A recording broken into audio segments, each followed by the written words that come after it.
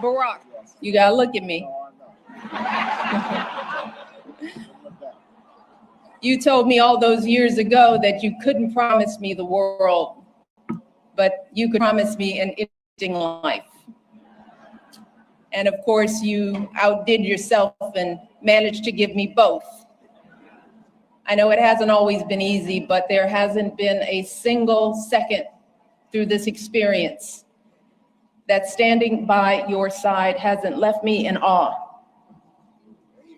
8 years in the crucible, and not once did you melt from the heat. Not once did you let it harden you.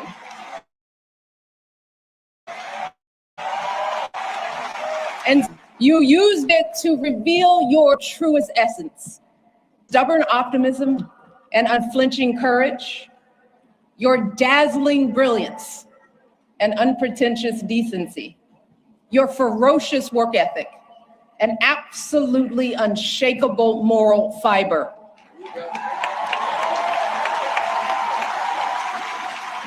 And to do it all as a first, and the higher standard that comes with all that, the claims that a US senator and constitutional law expert wasn't qualified for the job, the lies about your birthright, your faith, your patriotism, the outrage when you stated the biological fact that if you'd had a son, that he too would be Black. Yet, you were unflappable at every turn, always focused, always calm,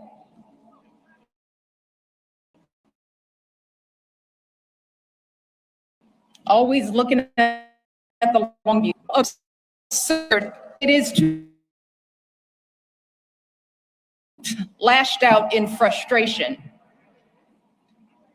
lost your temper. How absurd it is to imagine that you might have done anything but make our family and this entire country proud.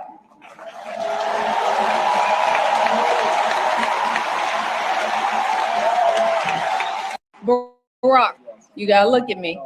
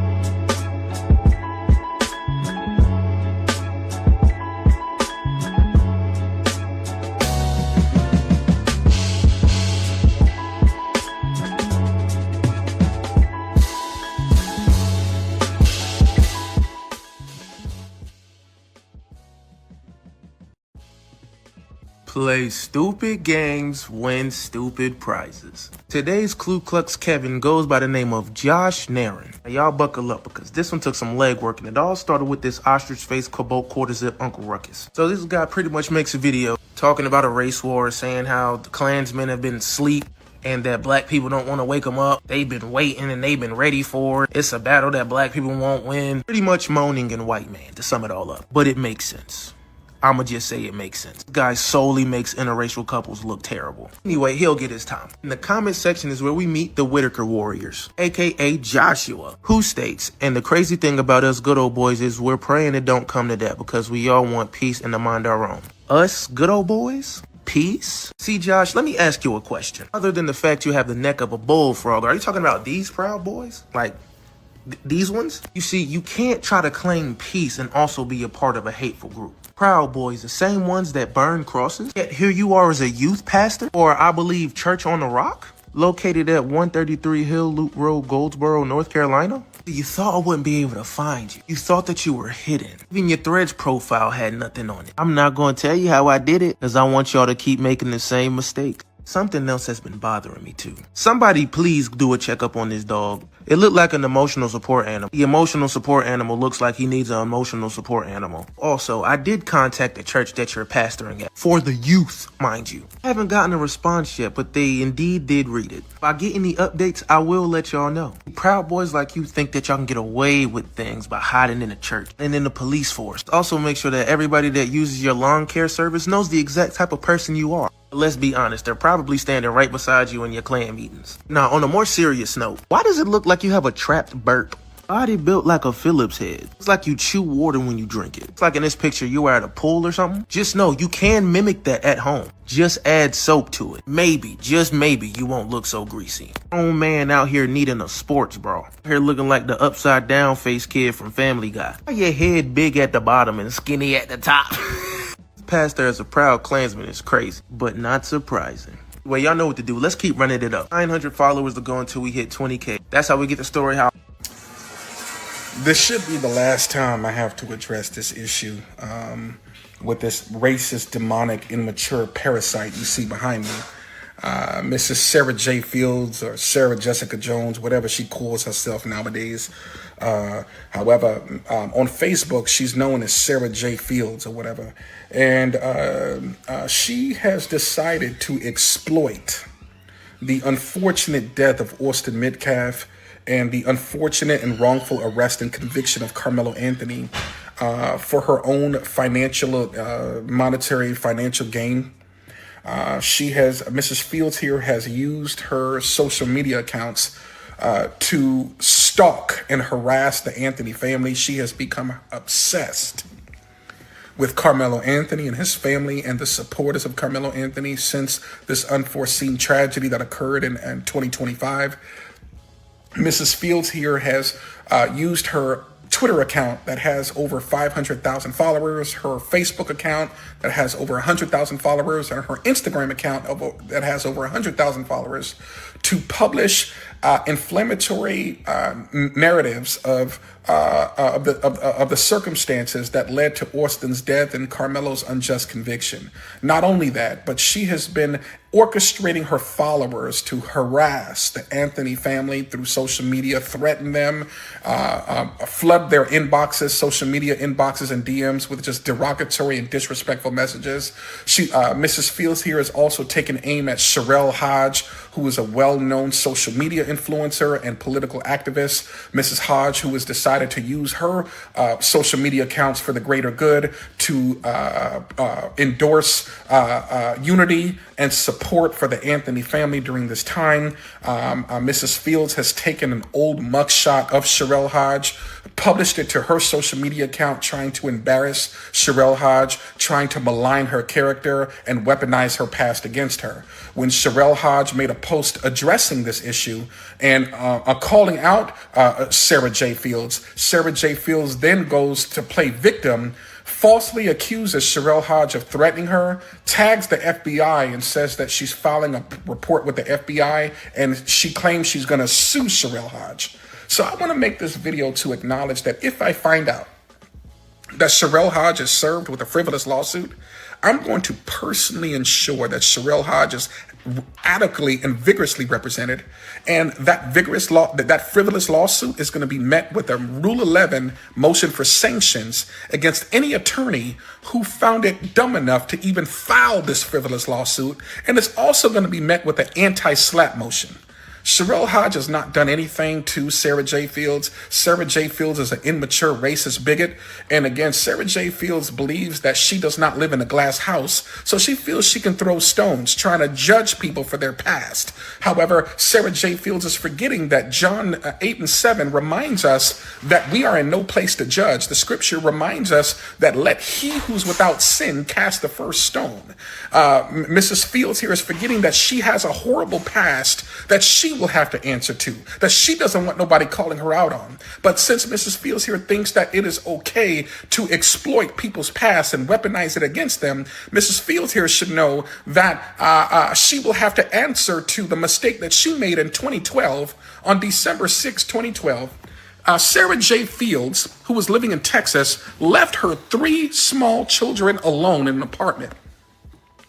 One of the children escaped the apartment, and neighbors found this child.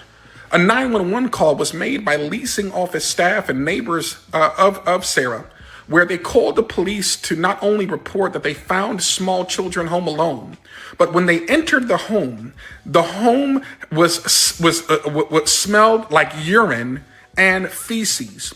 When police officers arrived to Sarah J. Fields' home, they asserted in their police report that they were met with the aroma of feces and urines, and they found traces of rodents. The apartment was in horrible condition, and Mrs. Sarah J. Fields was nowhere to be found. So officers placed the children in protective custody, in custody of the state, contacted Sarah Jones, instructed her to come home, and she was arrested on December 6, 2012, charged with child endangerment and other related charges. And in March of 2014, she had to plead guilty and acknowledge that she did in fact leave her children in unsafe conditions. In exchange for her guilty plea, she was sentenced to probation, community service hours, and also received a deferred adjudication. Mrs. Fields here is also forgetting that her ex-husband, Brian Kenneth Jones, who is a police officer, is now currently in prison, convicted of sex crimes against their daughter. Allegedly, Brian Kenneth Jones was sexually abusing Sarah's daughter for over 6 years. And Sarah did not immediately report, allegedly, the sex abuse that was occurring to her daughter. And somehow, or eventually, authorities were notified of the sex abuse allegations.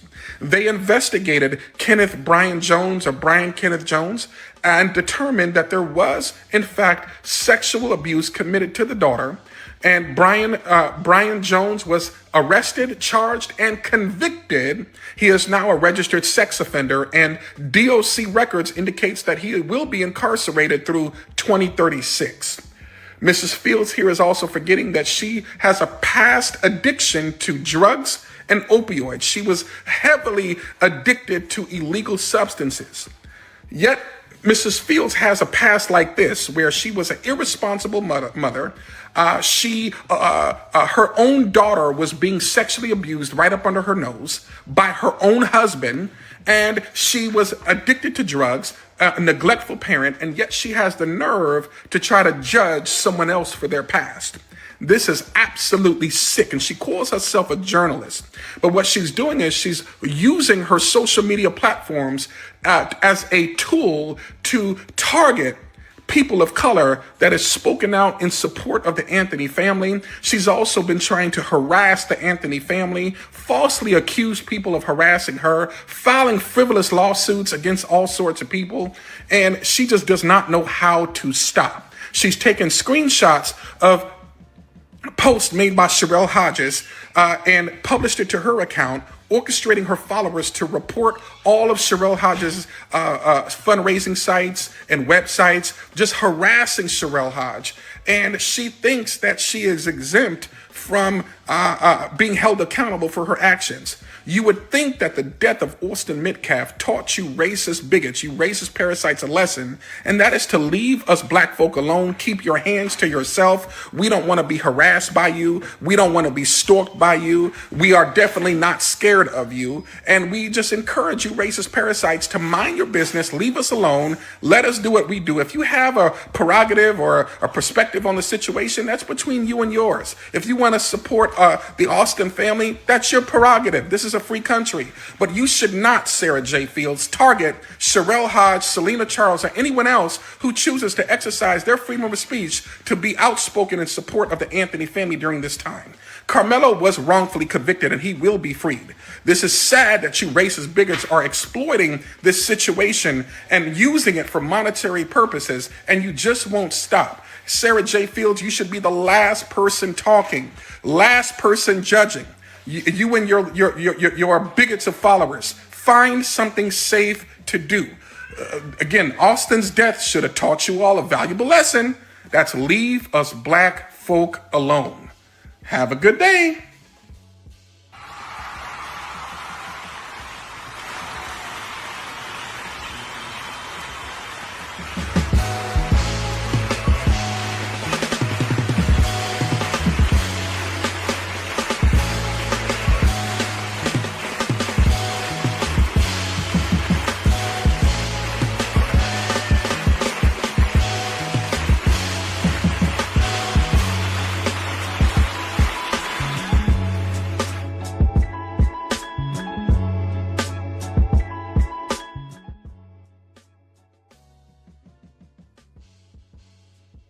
Tap.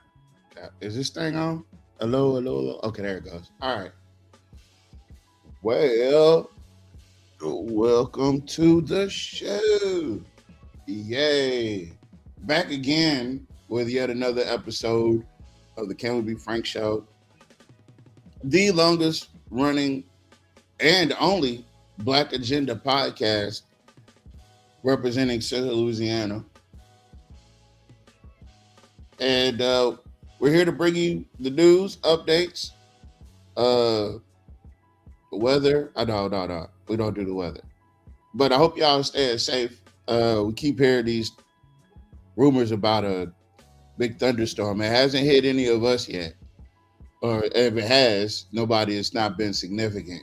But y'all stay safe, right? I want to thank everybody for tuning in. I see Miss Bell. I see Miss Thomas. Hey, Miss Lynn. I see Brother Greg. I see Sister Mikey. It's good to be here again, doing this with y'all. We got some updates on Alexandria. Apparently, there's been another Reignite propaganda puff piece that has been released. We're going to talk about that. And I don't know, we're going to talk about everything. We're going to talk about all the things that are pertinent to tonight's show, right? We got Miss McCall in. Probably get a few more people in a little bit later on. But thank you guys that are here. Appreciate you. Can't wait to show you guys this. Hold on. Can't wait to show you guys this.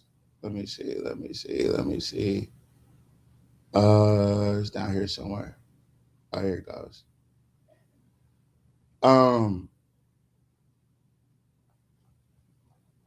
Gotta scroll. Give me just a second. Oh, here we go. All right. So let me give it a little bit of volume. Let me share the screen. And here we go. Now, before I play this for you, I want you to keep a few things in mind. When they say scale and speed, they meant it, right? When they say scale and speed, they meant it. That is the message going forward. And I want you guys to take a good look at this video and see if you can pick out the inconsistencies.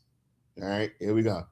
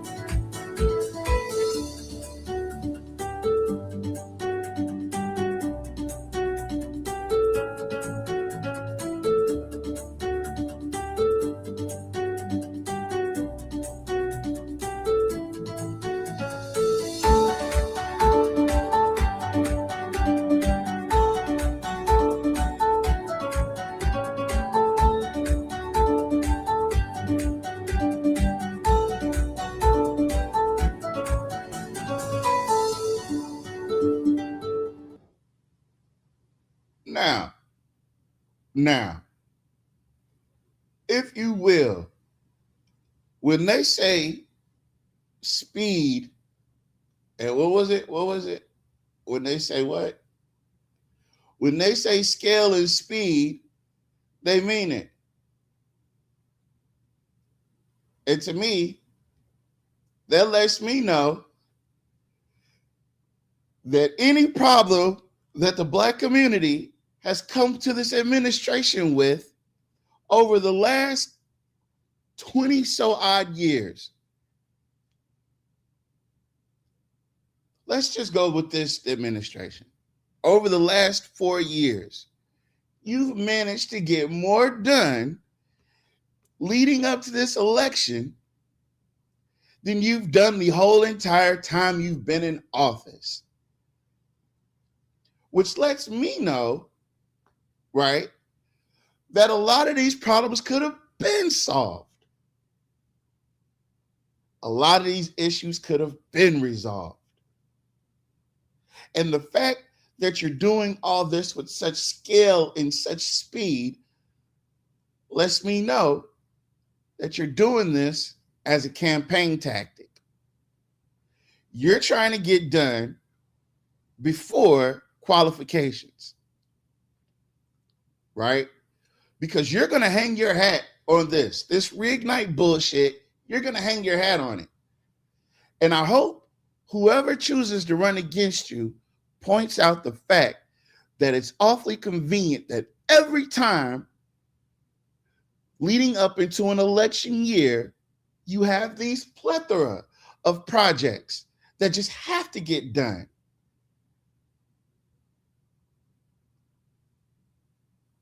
Meanwhile, the projects that needed to get done over the last 4 years, 3 years, respectively, could have been done. You just chose not to do them. You heard us talking about parks. So what did you do? You ran all that into Reignite, which is bullshit because with or without Reignite, those things are supposed to get done anyway. You played in our face for years with the Helen Black Park to the point where Brother Malcolm actually had this is when Malcolm was in office last time.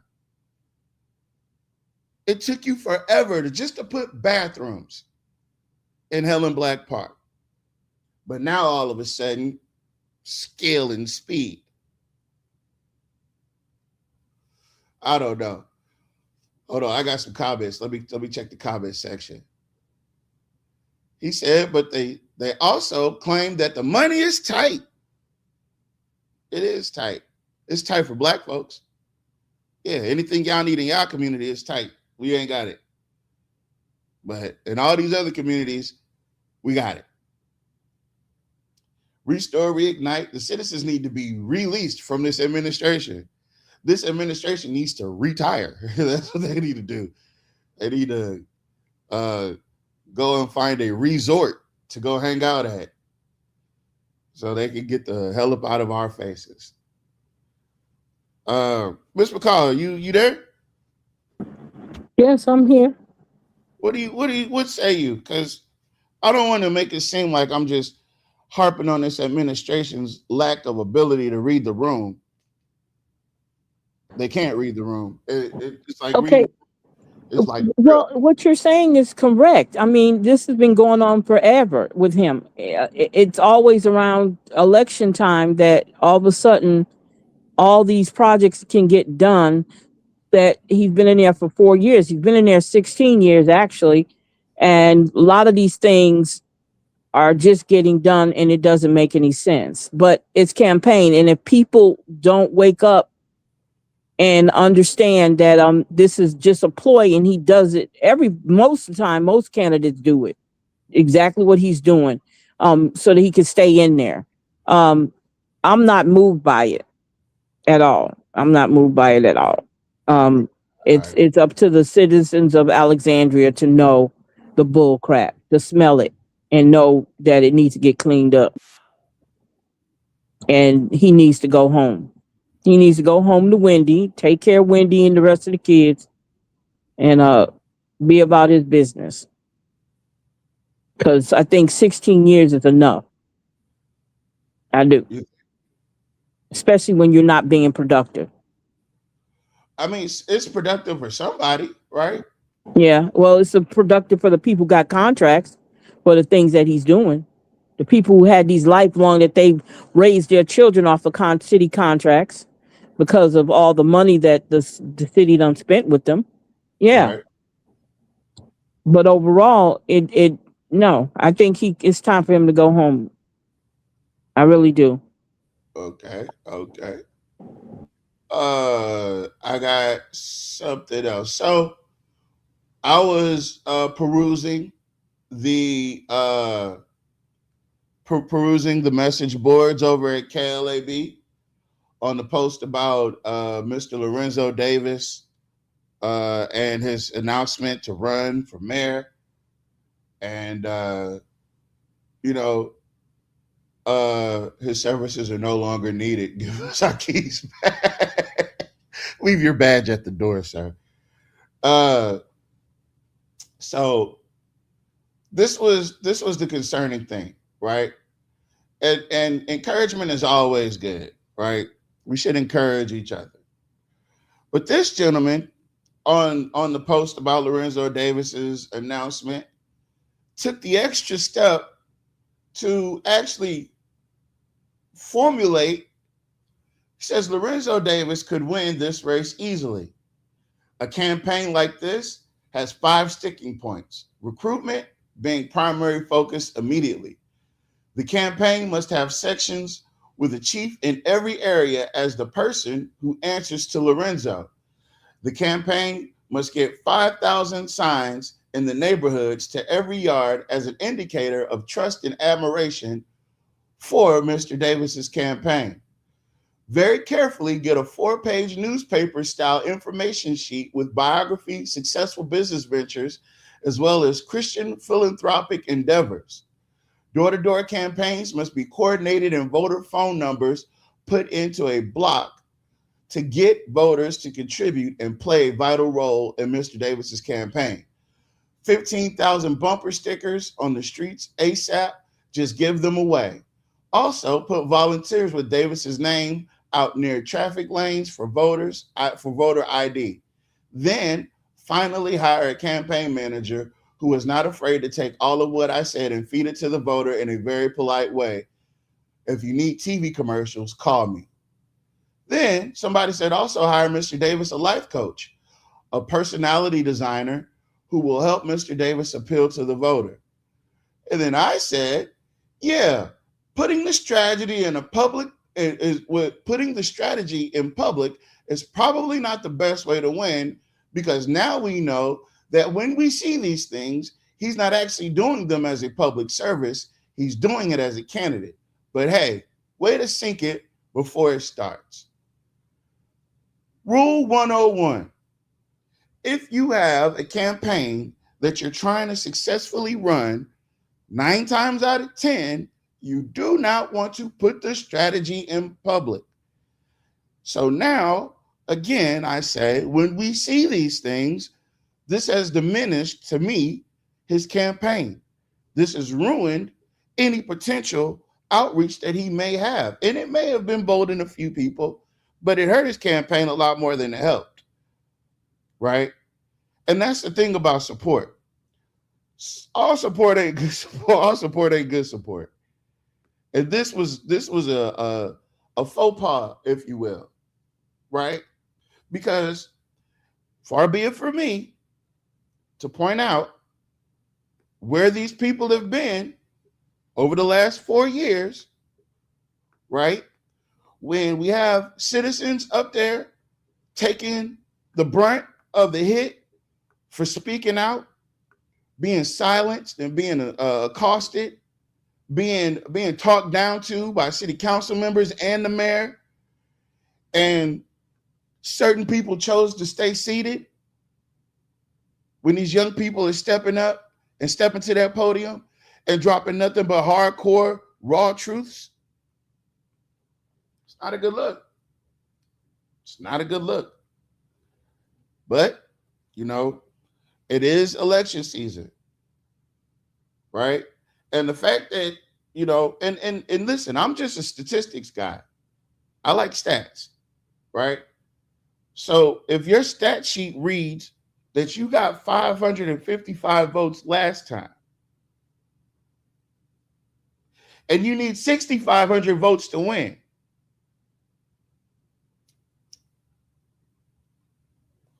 not even with this strategy could you possibly gain 6,000 votes. The name recognition, well, I'm not even going to go on name recognition, but let's just go on work, right? On actual municipality-minded, being able to push back when you know the administration is lying, when you know council people are incorrect in their assessments. All that you claim to know, right? Where was that experience and where was the hard work? Where was the energy to put in to speak up on behalf of the people? And why wait till now to say that you want to speak for the people, when the people have been speaking out all along? And 9 times out of 10, us reviewing these city council meetings, never doubt once that I can recall, have we heard him say anything at a city council meeting. Showing up is cool. He has, wait a minute, wait, let's back it up. He has done that. Okay. Okay. Tell me what the issue was. Do you remember what the issue was? No, sir. Okay. But again, this is just me, in my personal opinion. No bueno. You never want to reveal your hand. You don't want people alluding to revealing your hand, telling him he needs a personality personality designer. I don't even know what that is. And getting all these things working together so you can appeal to the people that, I don't know, folks. So my question is, as a human being, first and foremost, some things you do probably need improvement on, but majority of them is supposed to be based off of your personality, your approachability, your intelligence, your experience dealing with the public. All of those things should already be part of who you already are anyway. you know, so I understand about preparing you to be. So what he's saying is, and what I'm getting from him, he's trying to turn him into not a candidate, but a politician, because an everyday person, an everyday Joe, if he can appeal, if he's going to appeal to the people, that's going to be a natural thing. His spirit, his personality, all that's going to be a natural thing. This guy is asking him, or he's requesting or wanting to see him turn into a politician, because that's what politicians do. Everything he named on here is a politician. That's not an everyday person who appeals to the people and can get the job done. Those are two different things. That's what I'm getting from this. This is creating and building and molding a politician, not a person who's not only going to be a mayor candidate, but a person that's approachable, a person that you can go talk to. I'm not getting that out of him. I don't know Mr. Lorenzo personally. I have had conversations with him. I don't know him personally, but I just think all this is kind of suspicious to me. And to each his own, everybody can run. I'm not saying you qualify, run. But what I'm saying is, you guys keep in mind that there is a previous relationship between the mayor and Mr. Davis. Okay. As far as him having a contract with the city, those type of connections, and I'm not saying that him and the mayor are good buddies or anything like that, but I'm a skeptical person. You've been here as long as you've been here. You've watched that mayor not do his job. But you were contracted, so you couldn't say anything. Maybe during that time. But still in all, my thing is, I watch those I tell you guys that, I told you a long time ago, I watch connections. I'm a connection. I'm a connect the dot, put people together type of situation. Because everybody can know everybody. You're in a small town. You're in Alexandria. Okay, so people are going to be connected, but I watch you on other levels, not on just on the personal your interpersonal, your communication. I watch everything you do and who you surround yourself with. And when I see the connections keep connecting back to Jock, it makes me think. It makes me think differently about you. So my thing is, this guy wants to build when you say build a bear, he wants to build a politician and not a mayor.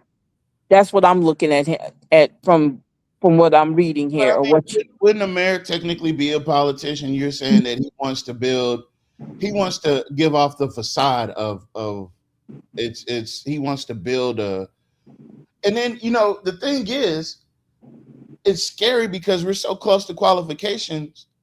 And yes, yeah. So, and I like what Mr. Gregory Scott said too. He said the thing is, people can see through all the Maybelline fakeness being too rehearsed. It's best to use that's right, to be yourself. I also don't know him personally. Just saying. No, you're correct with what you're saying. You're right. Because people are going to peep that out of you. When you're not the same person you was before, and all of a sudden you got a life coach, and you got people coaching you to do these certain things, and people gonna pick that up automatically. They'll pick that up about you. They'll see that you've changed. So are you really doing this because you believe in serving the people, or are you doing this because you know it's going to get you a spot in the mayor's seat? So yeah, all those things take into consideration when it comes to running. I'm just curious. Not to say anybody can't run, right? I'm just saying it's just curious that you have a connection with him and you getting in the race. That's all. That's all. That's what I'm saying. I'm putting it out there. Let me say this, right? And mind you, I'm being very, very, very purposeful in my words and how I'm expressing this, right? So before I go off into the abyss with my point of view. Lorenzo Davis Sr. is the first candidate to throw his hat into Alexandria's mayoral race. The local businessman made the announcement this month ahead of the November election. Davis said his message to voters is simple. He wants residents to feel heard and included in the decision-making process. He said his platform is built around making people feel like their voices matter. People want a voice. People won't change. They realize they haven't had it in a long time. So they won't change, and they want to feel like that they matter. So in this administration, everyone's going to matter. So my platform is everyone matters. My platform is simply, let's fix what's broken. Davis previously ran for mayor in 2022, receiving just over 4% of the vote. Qualifying for the November 3rd election is scheduled for August 5th through 7th. We will update you should additional candidates enter the race. Now, I gotta ask, what is this platform that we're talking about? He just said people want change. He didn't go deep into it. And he sound like a preacher. And I'm going to tell you right now, to each his own, because I got to say that in respect to everybody who don't believe like I believe. That preacher stuff, I'm not moved by that. Just a citizen. First candidate to throw his hat If I was in there. Race. The local businessman made the announcement this month ahead of the November election. Davis said his message to voters is simple. He wants residents to feel heard and included in the decision-making process. He said his platform is built around making people feel like their voices matter. People want a voice. People won't change.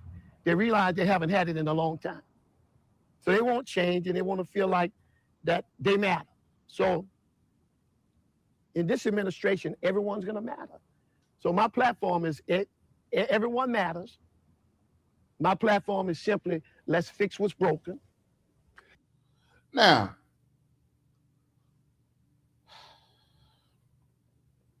all right. So the importance of being a candidate, right?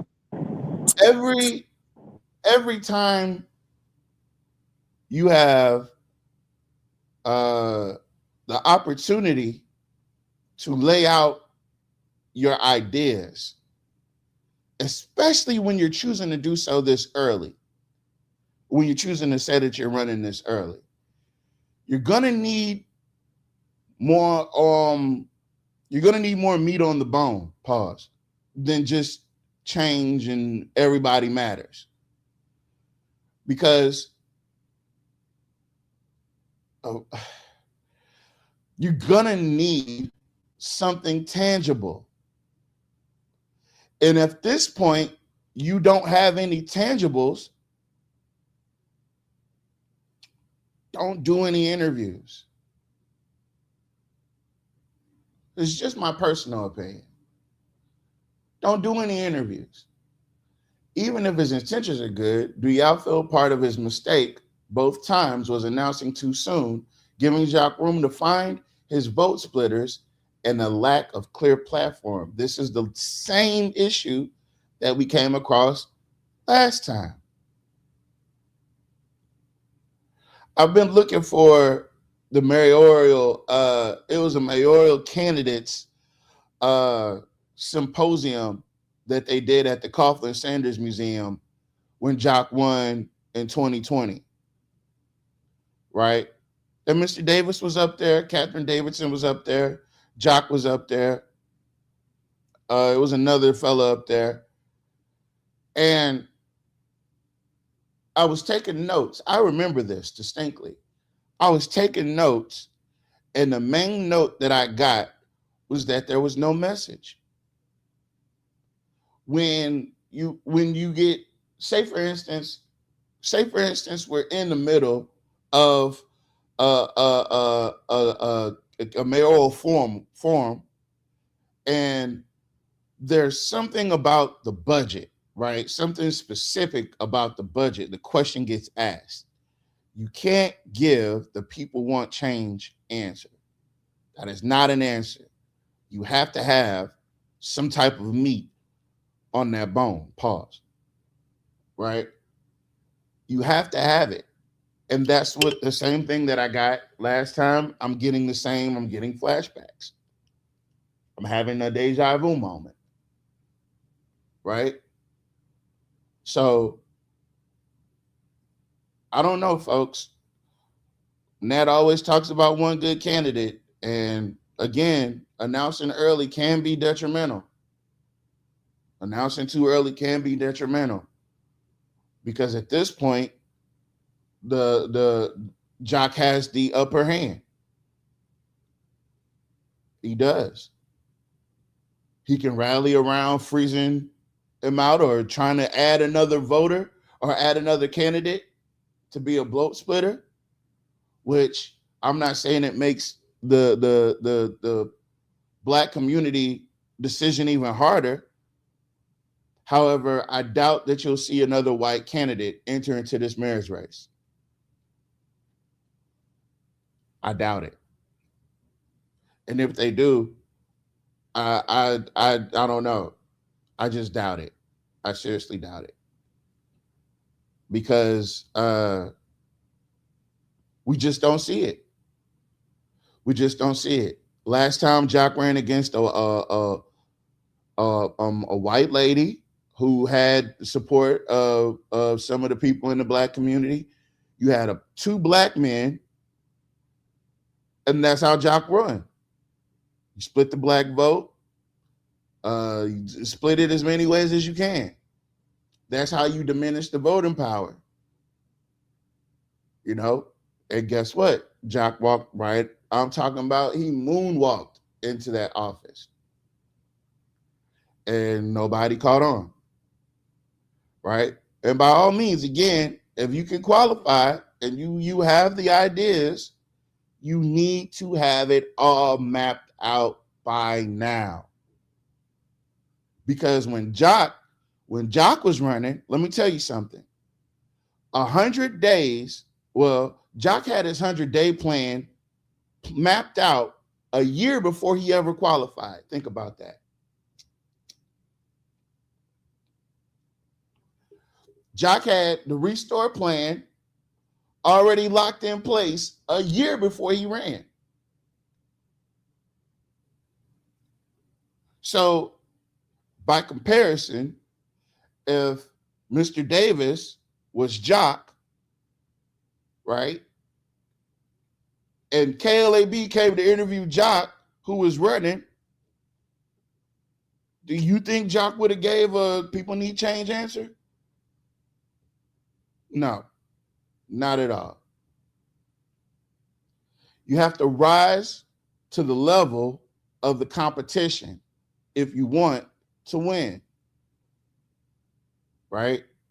And those instructions that the guy left, right, is still not going to be enough to topple this oligarch that we got in this office. You're going to need ideas.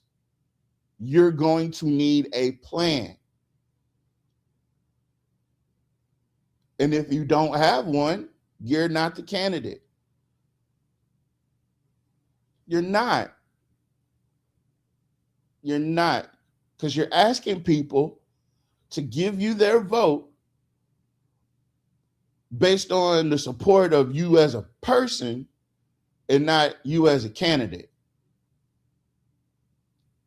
Right? Because again, you're giving us this less talk, more action Reddick thing. That's what I'm getting. That's the idea that I'm getting. The less talk, more action means a million different things. And there's no direct message or no direct anything tied to it. And it's harmful rhetoric overall. Because people, especially Black people, want to be behind a candidate.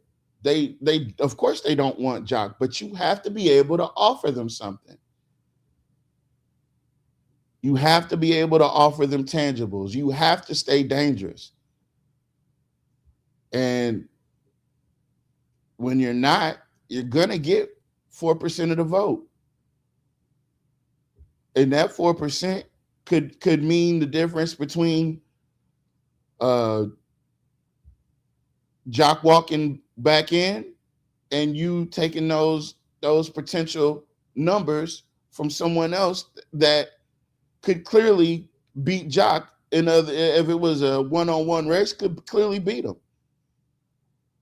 Right now, I hope Mr. Davis understands.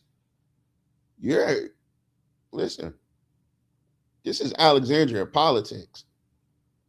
This is a unicorn. And you, in order to reverse everything that's going on, you're going to need better than that. We're going to need a better candidate than that. Me personally, I'm going to need somebody with some tangibles. And knowing that you're a Christian and knowing that, you're all this and that does not move the ball forward, because being a Christian is not going to help us get the budget back under control. It's not. Being a church-going Christian is not going to help us with this utility crisis. It's not. It's not. What's so crazy, I'm glad you're saying that, because what's so crazy is I don't know why our religion preference has anything to do with the job. And I know I'm saying that in a way that I do know. We think that it makes it more plausible for us, quote unquote, to vote for a Christian than it is for someone who just wants to make sure the job gets done. Because for some reason, we think that people who don't believe like Christians do don't love, don't care, don't cherish, don't do all those things. So lots of times, sometimes, not lots of times, sometimes being a Christian is really not a flex. I'll be honest with you. Because people who want to see a job done, they're not concerned about how you believe. But it's a feel of familiarity type thing that happens. I feel more comfortable because you're a Christian like me. But I question that because I don't think my personal religion affiliation is important if I'm telling you that I have an opportunity to fix the problems of the city. And to me, yep, exactly. Yep, mega Republicans claim, and that's why I'm saying you're right on it, because that's the reason why I'm saying what I'm saying. I think we need to come out of that and just do the doggone job.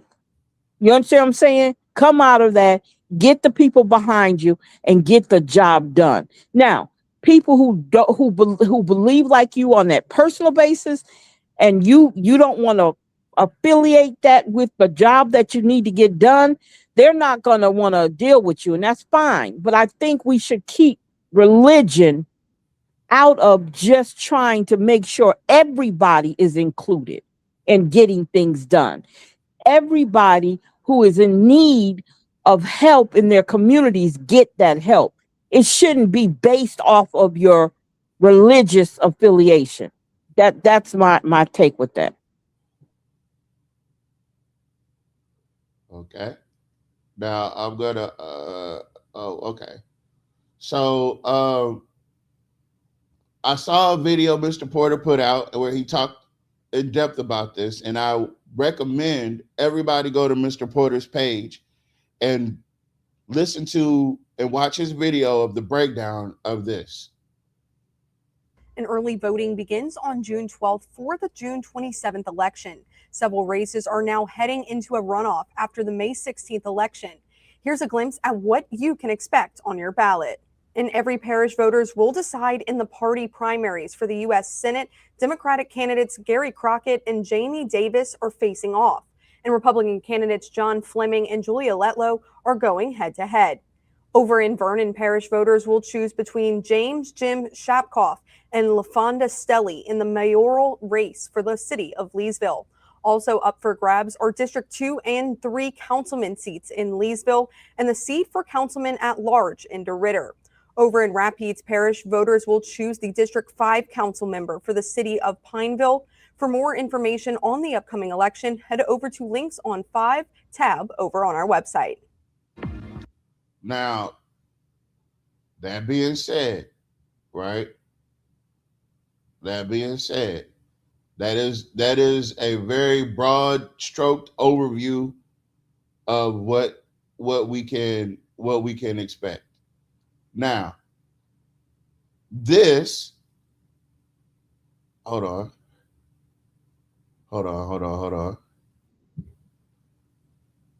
Now, this is a breakdown.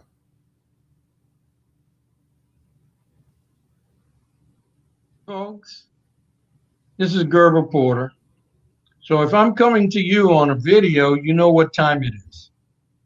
That's right, it's election time. So we have an election June the 27th, 2026. And if you live in Louisiana, particularly Rapides Parish, specifically City of Alexandria, this information will pertain to you. Those of you outside of this area, you may find some value in it as well. So, our illustrious president, recognizing that he had taken a monstrous dump in his lunch pail, he contacted Jeffrey Landry, governor of Louisiana, and said, hey, I need you to redraw district maps, and I need you to implement a party primary system because we, the MAGA Republicans, might lose the Congress. Okay, Jeffrey Landry, being the boot-licking, butt-kissing person that he is, he followed suit, he did that. And so Louisiana now has a party primary. And the May election was the first part of that. And then June is the runoff. So this June 27th election is part of this new implementation of a party primary election system in Louisiana. You see, prior to that, all candidates of all parties would run in the same race. And if one candidate did not receive 50% of the vote plus one, there was no clear-cut winner. And the two highest vote getters would advance to a runoff. Well, that's no longer the case anymore. So the Republicans, they were concerned that if we use the same system in Louisiana that we always use, that Democrats and independents would vote for someone other than the MAGA Republicans. And therefore, no MAGA Republicans would advance, which means they would lose. And this is for statewide elections. This is for Congress. So the result is, let's put in a party primary system, and that party primary system would ensure that a Republican, a MAGA Republican, would advance to the general election on November 3rd. All right, so that's where we are now. We are in the runoff of the party primary election. Now, for those of you that vote Democratic, we have the United States Senator, okay? And I'm encouraging you to vote for Jamie Davis. Crockett is a good fellow, but I think Jamie Davis would be the better choice, okay? Now, if you're in Rapides Parish, we have 4 tax propositions on the ballot. Now, why would tax propositions show up in an obscure election that was never planned before in June? Bells, whistles, sirens, lights, things should be going off in your head because we never had these June elections before. And now that we do, how is it 4 of these parish-wide propositions show up? So the sheriff wants to renew a 15-year tax proposition 3.5 years early. This current tax proposition that we're under, it doesn't expire until the end of December 2029. He wants to renew it 3.5 years early. Why is that? Vote no on that. Come to the table over the next 3.5 years, talk to the citizens. Let's figure out what you've done, what you haven't done, what we want you to do with the money, and what we don't want you to do with the money. Come have a conversation with us. Don't slip this in under the cover of night. You're trying to hoodwink us. You're trying to bamboozle us. You're trying to stick a banana in our tailpipes. We're not going to fall for it. Not this time. Okay? Vote no on the sheriff's law enforcement parish-wide tax proposition. We got 3.5 years to talk this out. Now, the school board has put in 3 tax renewal propositions. 3. And 2 of them are virtually identical. Now, the problem with that is, under Donald Trump and Elon Musk, they pretty much gutted the federal Department of Education. So we're not going to see funds coming from that, from the federal government. And then Jeffrey Landry followed suit, the boot-licking, butt-kissing person he is. Donald Trump did it, he did it. So he cut funding to the Louisiana Department of Education.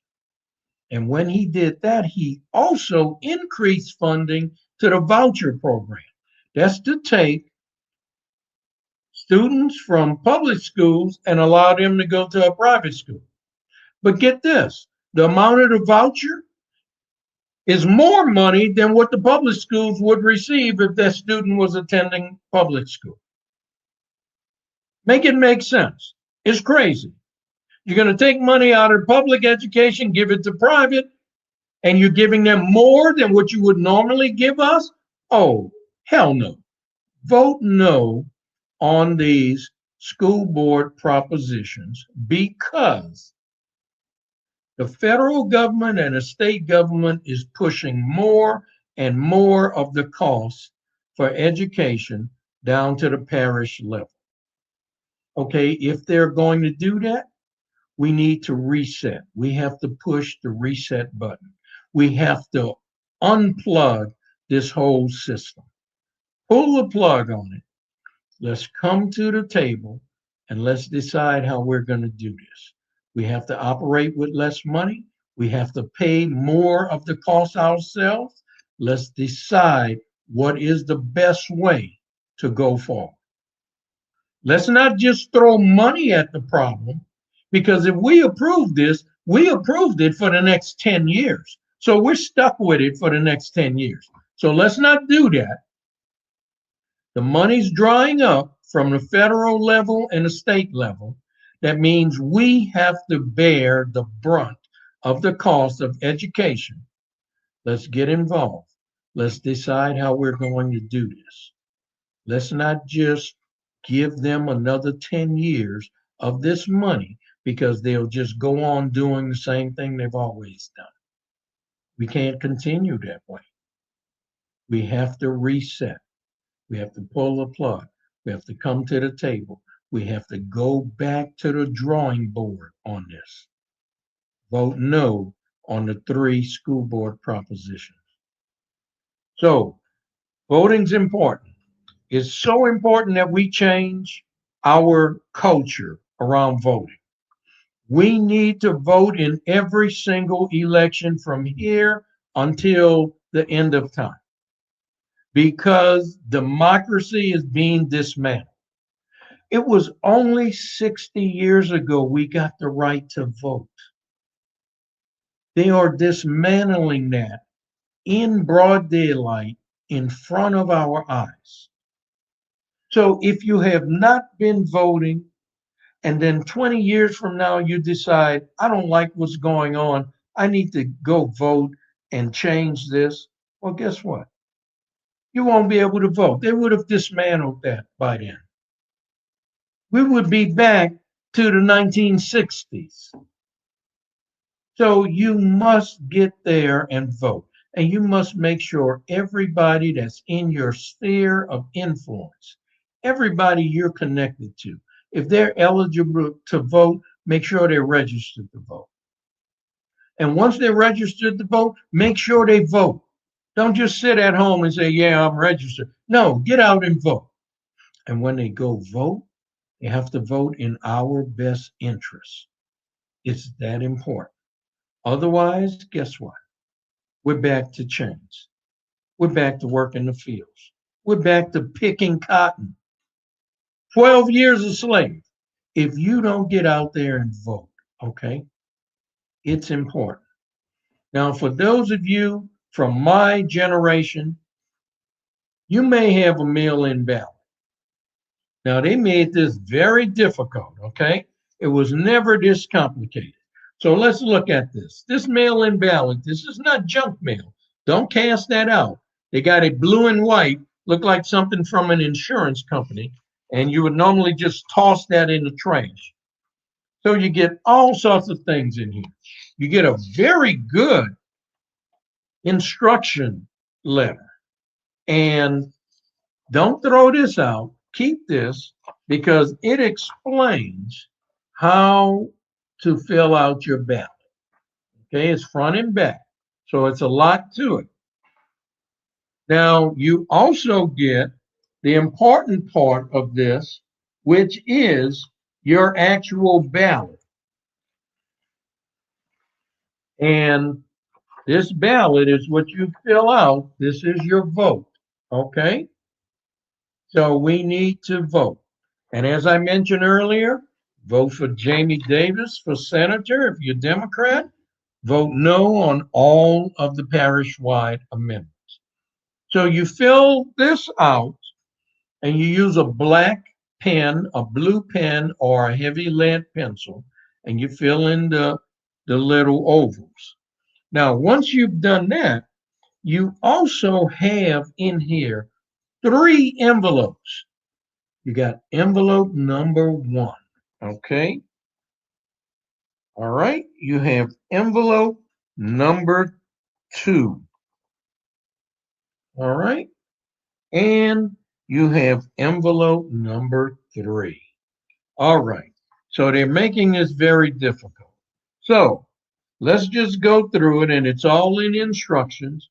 For envelope 1, once you've completed your ballot, you filled in your ovals, you put your ballot into envelope number 1 and you seal it. Okay? Now, after having done that, you take envelope number 1, yes, I know, and you put it into envelope number 2. All right, and you seal it. Now, on envelope number 2, there are yellow highlighted areas. You must fill that in, and you must get a witness. And your instruction sheet guides you through that. This is a very good instruction sheet. And your witness must be over the age of 18. Now, once you've done that, and you filled everything out, seal it, and you put it into envelope number 3. Yeah, I know this is crazy, but supposedly this will eliminate the non-existent voter fraud that takes place in our elections. I served as a commissioner, a poll commissioner for 10 years. There is no voter fraud. This is nonsense. However, to get your vote counted, if you're voting by mail, you must comply with this. So once you've done that and you sealed it, because you got 3 envelopes and this is heavier, a regular stamp will not cover the cost of postage. So you will have to add additional stamp, okay? And so if you mail it, allow 5 days for it to reach. You need to mail it 5 days before the election so that it'll get to the voter registrar's office in time and get counted. Okay? So there we have it. That's how you do the voter mail by voting. Okay. So, folks, I appreciate you. I know I went long-winded, but it's very important information. So thank you for listening. And I certainly hope that you change the culture and the culture around you about voting. We need to vote in every single election, and we need to vote for our best interest. Someone has to stand up for Alexander. I'm doing it. I cannot stand alone. I need you to stand with me. Stand up for yourself, stand up for your family, stand up for our community. And in the immortal words of Martin Luther King, a man cannot ride your back unless it's bent. So stand up and stand straight. Thank you for listening. Go vote.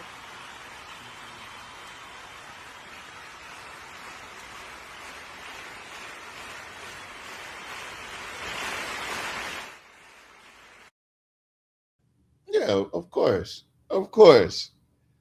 Of course. Of course. So Ms. Linda Bell said, wow, that's freaking unbelievable. I know. I know. They're expecting a lot of people to not follow those directions. That's why I'm glad Mr. Porter made that video, because, man, 3 envelopes, 2 stamps, witness. I mean, yeah, it's like one of those puzzles you got to do before you get into a website. You know? Exactly. Thank you, Mr. Porter. You know. So back to the conversation about serving the public. That was a public service announcement. It really was. In all senses of the word, right? Because that is serving the public and making the public aware of what's happening.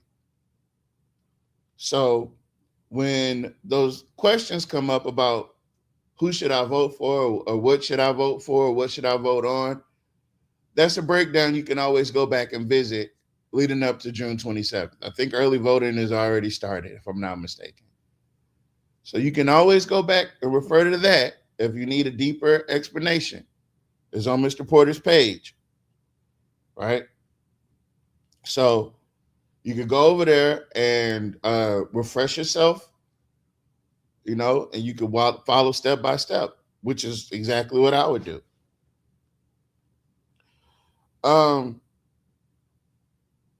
Qualifications for the mayor's race start in August. It was in July, but now it's August. It's the first week of August, if I'm not mistaken. Right? So that being said, you know, we gotta have one good candidate. We got to. We gotta have somebody that has the teeth to go in and literally bare knuckle brawl over these votes. You gotta have a solid something. You gotta have something tangible people can hold on to. If you don't, you're missing an opportunity. You know, if you don't, then you're not prepared for the multi-layered levels of confrontation and obstacles that lay ahead.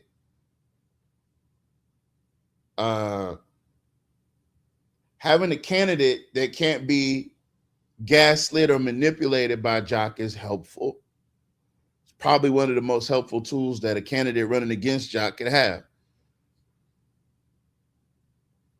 Don't let him, you know, we can't have nobody that's going to bend to the will. You know, Roosevelt Johnson, by the way, he ran against Jock. Then they became good friends. Such good friends that Jock supported him running for at large and other positions, kind of like what he's doing for Gary Johnson. Now, I'm not saying that that's what's happening, but I am saying that we need to be aware of it and we need to be on the lookout for it, because it might not be Mr. Davis. Jock might get spooked and just throw somebody random in there, put a little bit of money in their coffers or their campaign funds just to further split the black vote. But, you know, one wrong move and Jock walks right back in. And he does it without a runoff, simply because we didn't do our due diligence as a voter base, and we didn't decide on one good candidate. So, you know, being friends with somebody is cool. It's great. Loving somebody because of their personality or because of their because of their relationship, great. Does it work in politics? No. No. We learned that with Reddix. You know, and that's how we got Malcolm back, because we learned our lesson. Right? So the voters' acumen in Alexandria is improving. It is. You guys are requiring a lot more from these folks that say they want to run. You are. But we also got the contingency of people that's not getting out to vote. Oh, it's one strong candidate, not one good candidate, one strong candidate. We got to have somebody that can get in there and box with Jock. Because Jock's going to do what he always does. He's going to dance around. He's going to try to, a couple quick jabs here, some off the wall remarks there, some microaggressions here. You know what I mean? Reignite this, reignite that. You notice that he's not talking about the restore plan anymore. He's not trying to hang his hat on that, because that got a bad, you know what I'm saying? He walked in with restore. He's trying to walk out with reignite. There's a lot of re-reing going on. And if it was done right the first time, he wouldn't have to re-shit, if you ask me. But that's just my opinion. You're going to need somebody that knows Jock is weak and where he's weak at. It's not a game. Y'all could get 4 more years of this abuse if you don't pick the right candidate. And I know I know that candidate is out there. That candidate is probably watching right now. And I want you to know, when it comes out and we do the research, and we gonna know you when we see you, baby. That's all I'm gonna say. We're gonna know you when we see you. And we're gonna align. Right? We're gonna support. We're gonna do what the voters are gonna do. They're gonna rally around one strong candidate. Just one. That's how you get around the vote splitting. Find one strong candidate. One.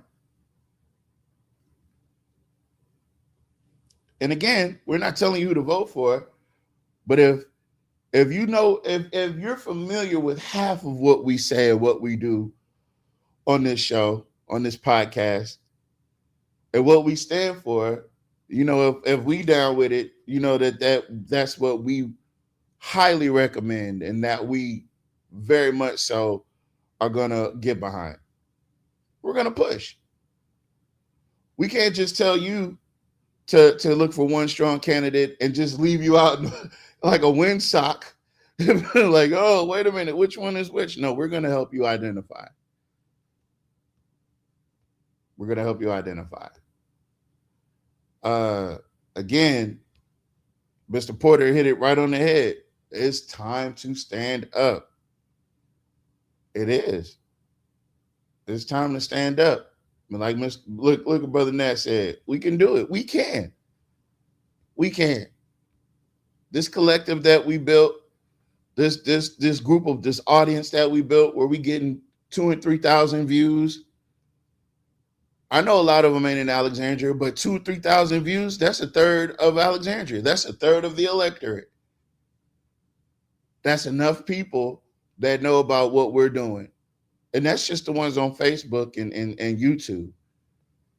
Wait till the word spreads and we start, the motion really starts going. We're going to do it. We're going to do it. We're going to do it because we're going to motivate you guys to make sure that whatever it is that you're standing behind is firm and it's solid. It's not wishy-washy. It's tangible, if you will. That's what you need. You need tangibles. We need white folks get in these offices, and when they get into these boardrooms, they don't walk out of these boardrooms with an idea. They walk out with a tangible. Don't sell yourself short. Don't sell yourself short.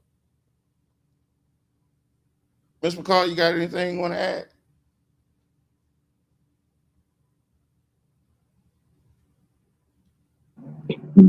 No, I got what you're saying. You're telling what you're saying is very much on point. Is what I should have said.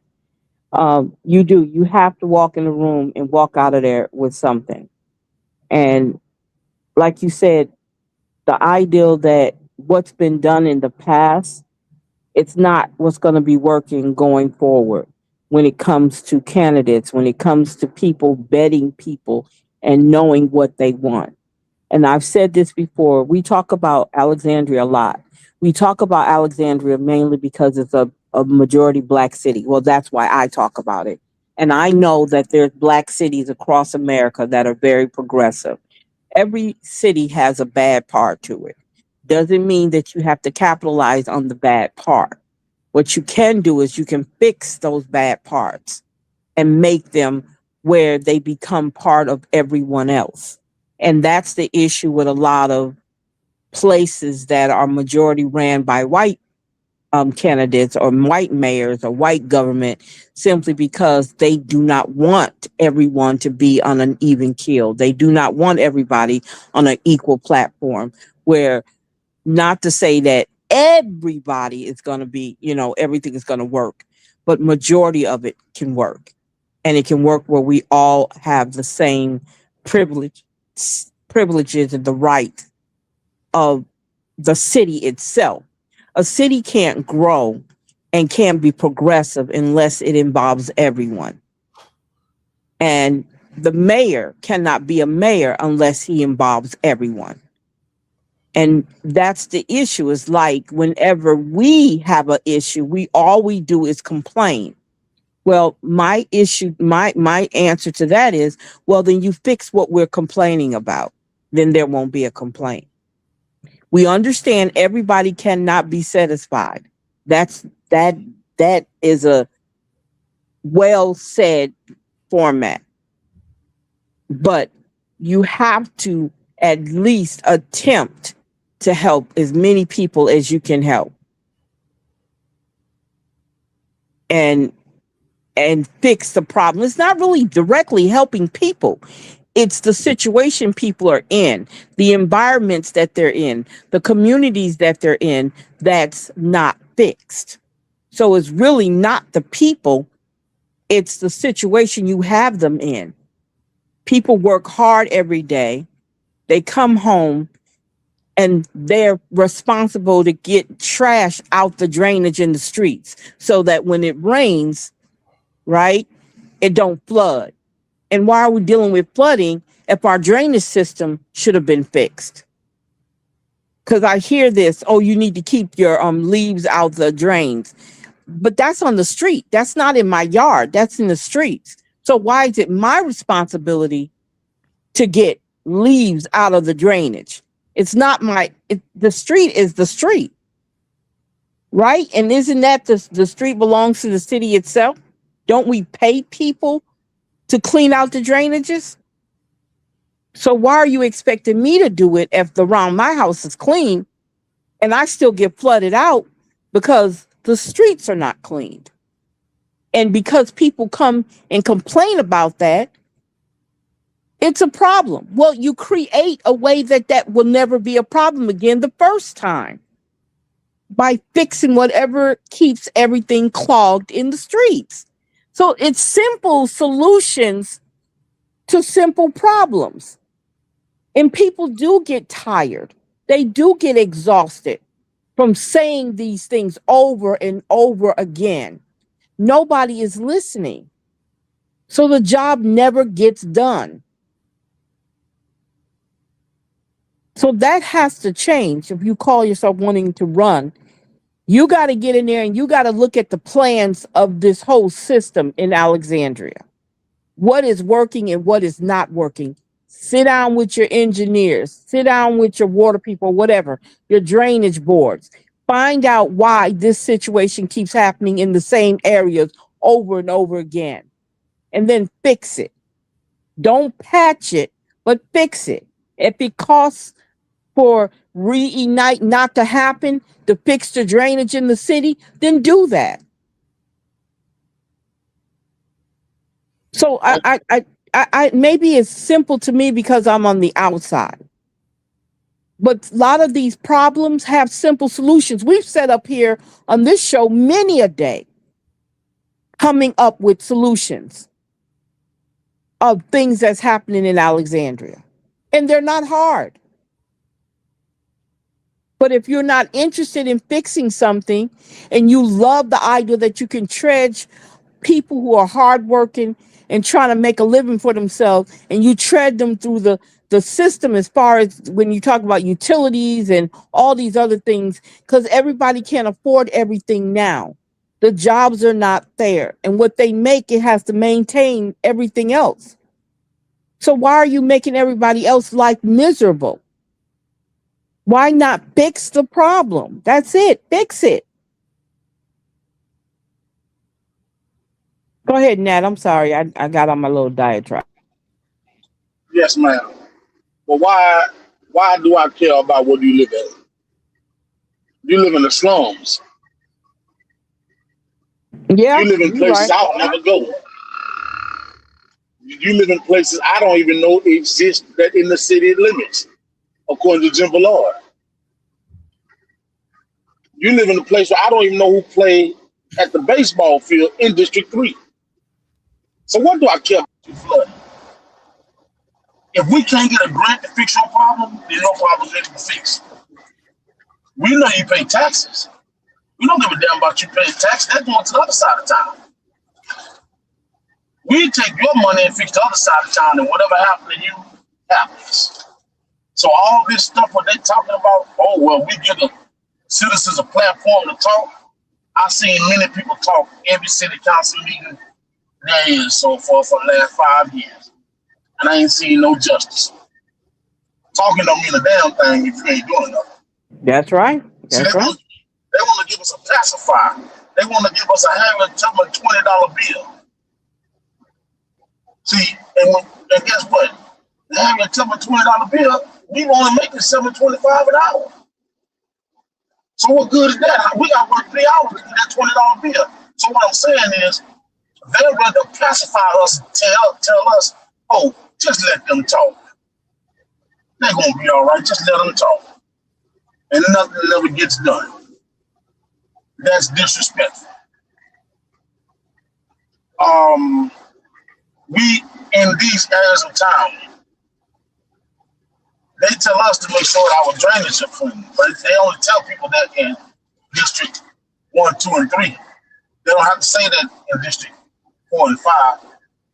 And guess what? They don't have to say the Johnny Downs either because they got a modern, up-to-date drainage system where the water goes underground as soon as it hits the ground. So do they really care about District 1, 2, and 3? No, they don't. Because if you go out there and hurt yourself while you're trying to fix that drain or keep that drain clean, you twist the ankle or break a leg, you can't sue the city. They're going to say, well, that's the city problem. You shouldn't have been out there.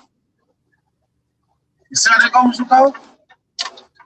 Yeah. They're going to say that's the city problem and you shouldn't have been out there. Yeah.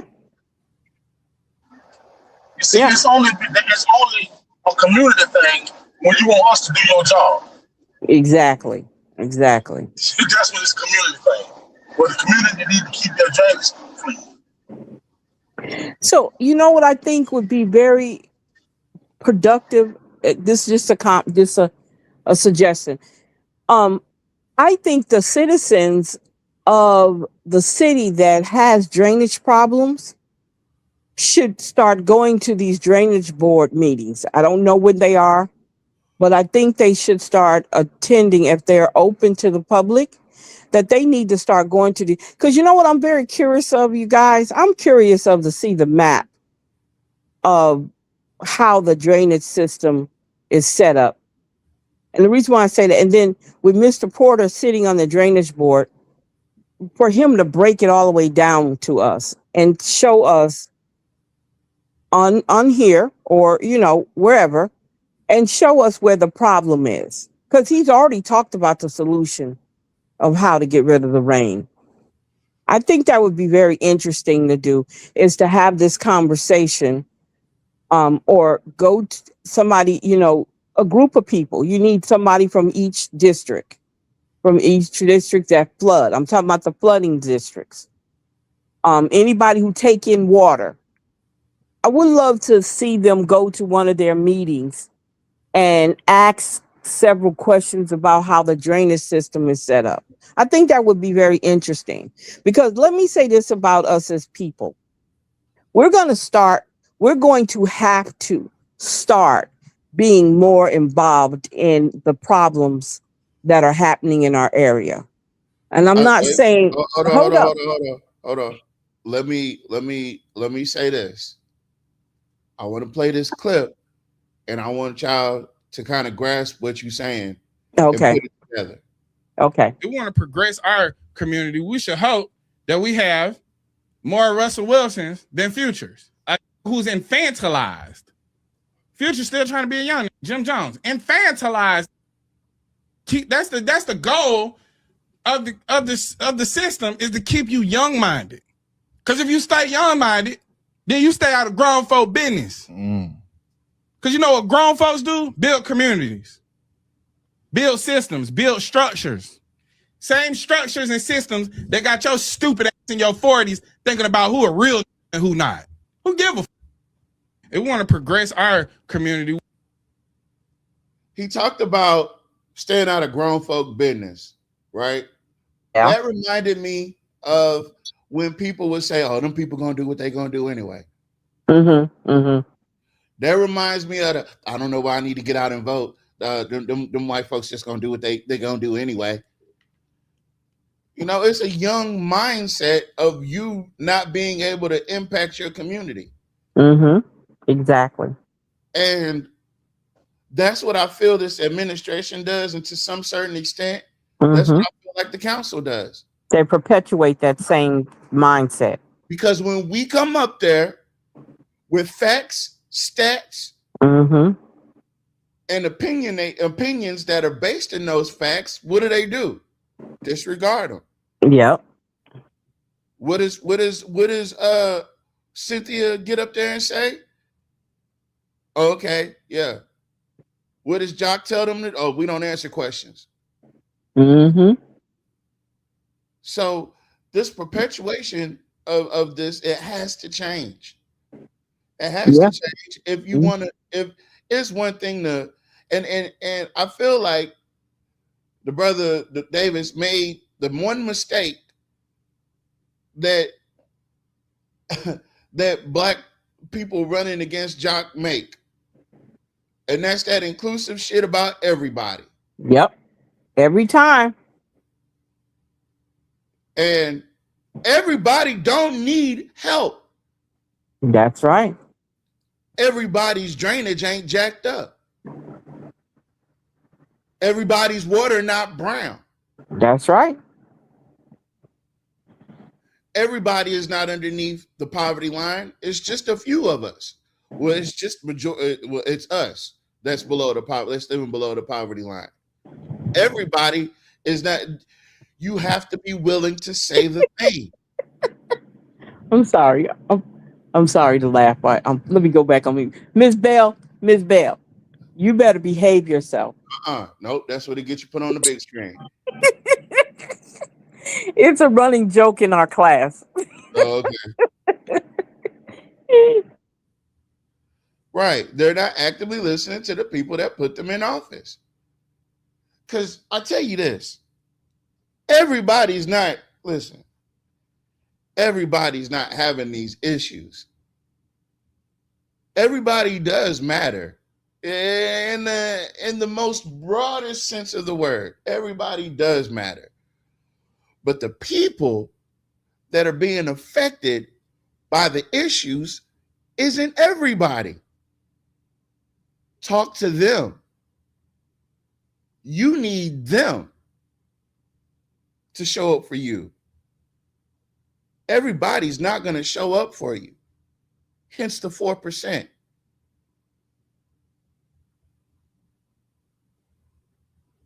So when your platform is everybody and we need to change, that's hollow at best. Exactly. Everybody is supposed to matter. True. They do matter. But these folks that's hurting, they matter most to me. They matter. They matter. I'm not going to say they matter more, but their issues are a little bit more prevalent, a little bit more pertinent. Exactly. Than everybody else's. Exactly.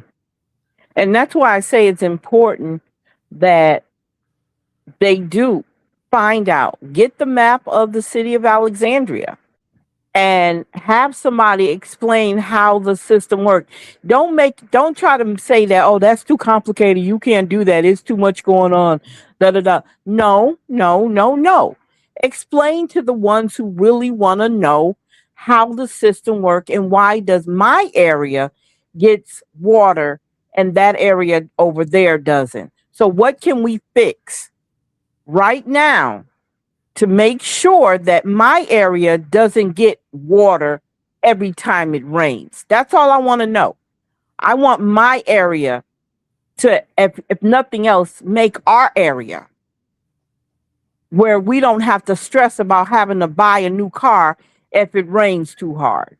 Or, it's this craziness, that stuff that can get fixed if they really, really want it to get fixed. And let me say this to you guys.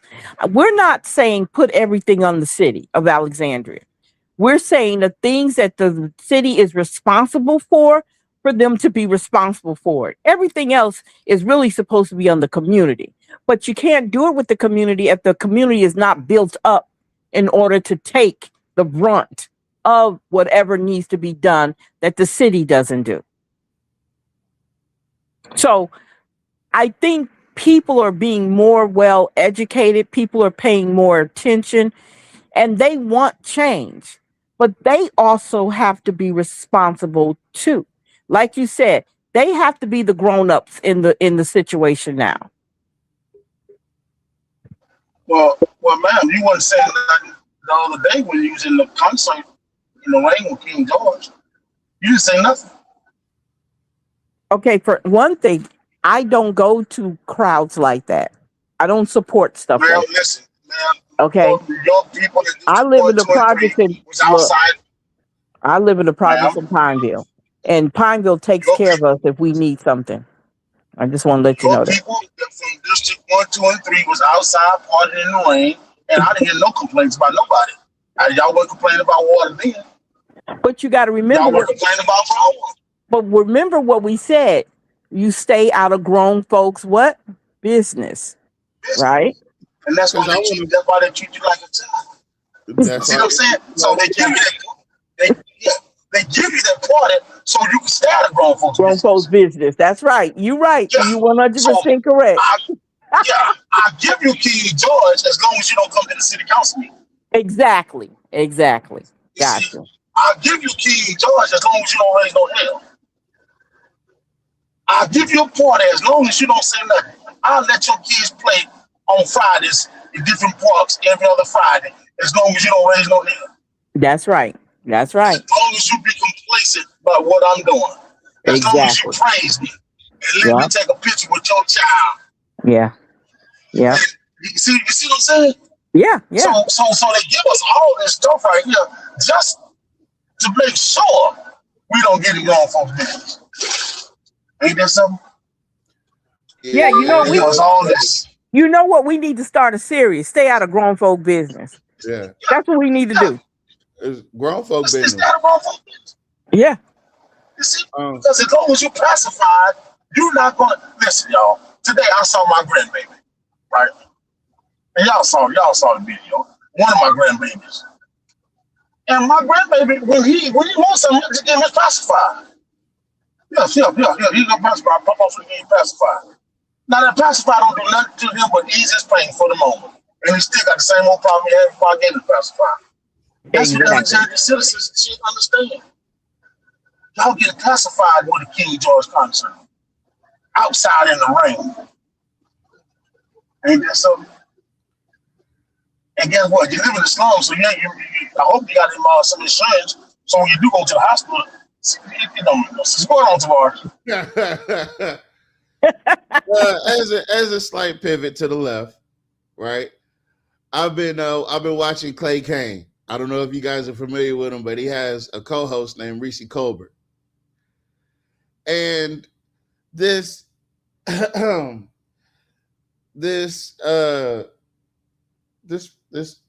just play the clip. Ben, first time caller. Hey, Clay, thanks a lot for taking my call. I am 70 years old, conservative, devout Republican, white guy. And my first comment is I've never heard such vulgar coming out of a female's mouth in my life. And Reese, every other sentence is a cuss word. So I find that very offensive. It may not bother you. If it's so offensive, then why are you calling in? And why did you wait 17 minutes to say that? And you announced that you are a white guy, very conservative Republican. And we just broke down the racism from your party that's trying to erase the history of Black people, that's making disgusting comments about Michelle Obama, that's made disgusting comments about Barack Obama, that celebrates the Confederacy and puts up a photo of an image of Robert E. Lee with the enslaved person behind him at West Point. And you want to call in and complain about cursing? You've been waiting on this line for 17, 18 minutes, and that's your default to go to? Are you worried about your own president cussing, who has said the F word in interviews? Are you worried about that? Reese is not president of the United States. Right. What's his name? Ben, South Carolina. Ben. Ben, did it offend you that a fuckface got up there in the White House and called Michelle Obama a man? Did that offend you? No, because I think it's true. Of course it didn't offend you, you little raggedy dumbass bitch. So that just goes to show where your fucked up ass morals are. And so you being offended by me is a badge of honor I will fucking wear. I offend Ben. Good, bitch. Because motherfuckers like you need to know that Black women like me exist. That don't give a fuck about your little racist ass sensibilities. The same way that you don't give a fuck about Black people and our humanity. The same way you don't give a fuck about Michelle Obama's humanity is the same way I don't give a fuck about you and your stupid ass bitch ass opinion. And so if you're offended, mission accomplished. Okay? Mission accomplished. So I don't give a fuck. You think I'm sitting up here for your enjoyment? I'm not. I genuinely don't care about offending you. As a matter of fact, I won't say I don't care. I'm happy that I offend you. I'm happy because the problem is y'all don't get offended enough. Y'all don't get shaken enough. You think that we're all just gonna sit up here and be meek and mountain turn a motherfucking chick, bitch? No, newsflash. Reese Colberts exist, and I'm not the only one. Okay, who will cuss your ass out? Now go to the Patriot channel, bitch, where you belong, and go listen to whatever fuck stupid ass, goofy ass shit that you're not offended by, but you should be if you were a human being with any kind of decency, instead of being up here in black people business.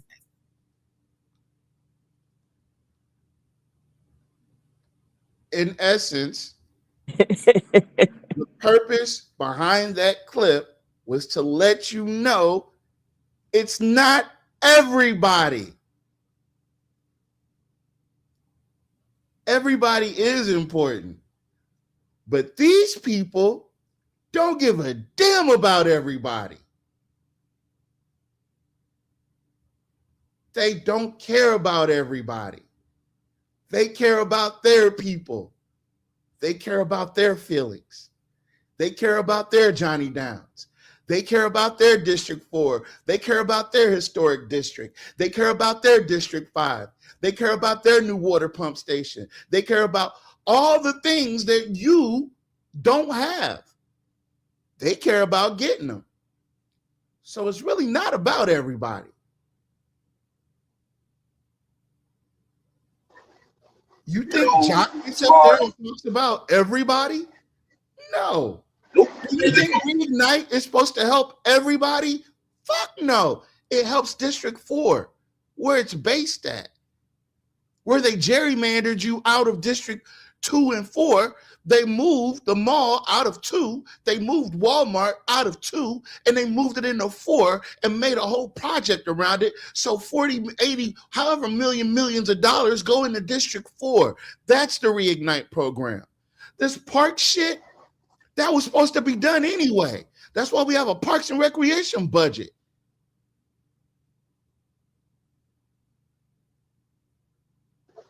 Don't forget the pickleball court is right behind Boca High School. Say that? What you say? I said, don't forget about the $1 million pickleball court right behind Bolton High School. Let me run this shit back. While you're doing that real quick, let me say this. You know what? I think we had this conversation. The ideal that they're going to fix up 4, because all that's in 4. Majority of that is in 4. They're going to fix up 4, and that's going to connect to 5. Whatever 5 and 4, it's almost like they're doing this on purpose. And we got to understand. Right now, they don't think we matter. 2 and 3 and 1 don't matter to a certain extent. Certain parts of 1, because 1 has a medical part to it. And 1 also has Johnny Downs. And it has Johnny Downs. So there's parts of it that they do not care about. And that's why we have got to stand up.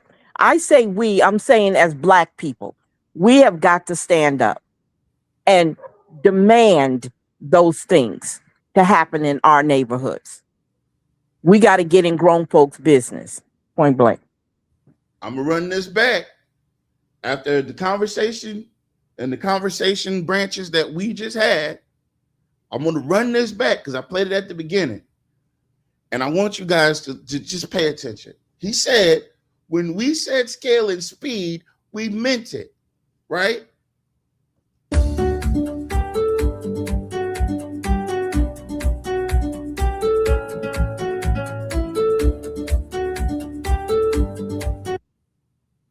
What district is that in?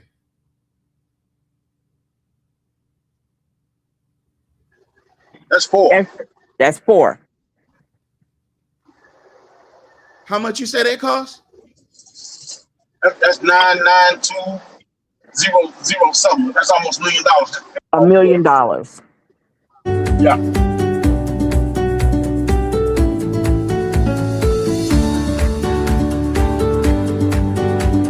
What district is that? Yeah, that's 4. That's 4. Right on the sign. Yeah, that's 4.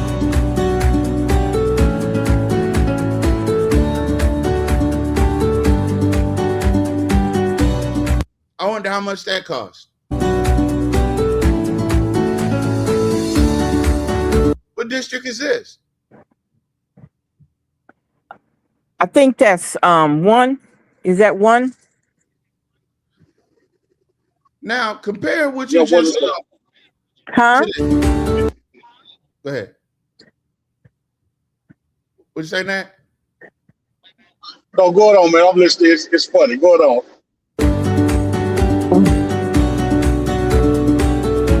Right. Where did y'all come from? Huh?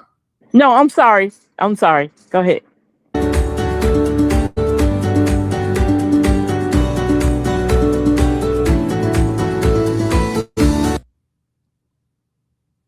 You mean that's what they did? You mean to tell me this is all they did? But okay, so where's this at? That's the same part. That's Deborah Bowman. But where's Deborah Bowman Park at? Well, we don't know, but we know it's not in District 4. Anybody in this chat know where this at? I've never even heard of it.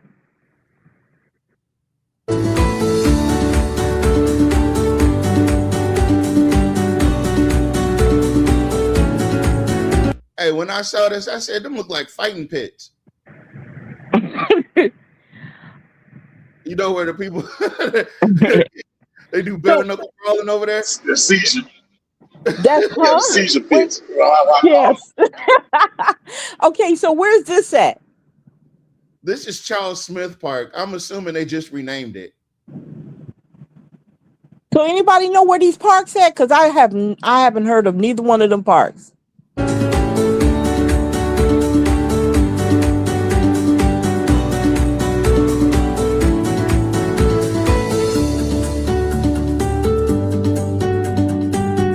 Now, there goes Helen Black, right?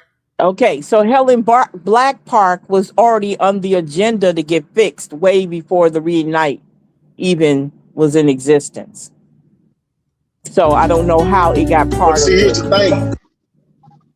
Go ahead. People don't know that, though, Miss McCall. I know. Uninformed people don't know that. That's right. You're right. Uninformed people don't know that he only gave $2.7 million to fix up 7 parks. They had the money to divide it. So they're thinking, oh, he's doing this for this. No, you're not getting a tenth of what them people getting on the other end because he don't think you're worth it. That's right. And y'all fighting over a damn park. And you want to put millions of dollars into parks and reignite, and you drinking brown water, look like coffee that come in your bathtub. And that's what you want to, man. If you're happy about it, well, God be with you. Hold on, Tawar.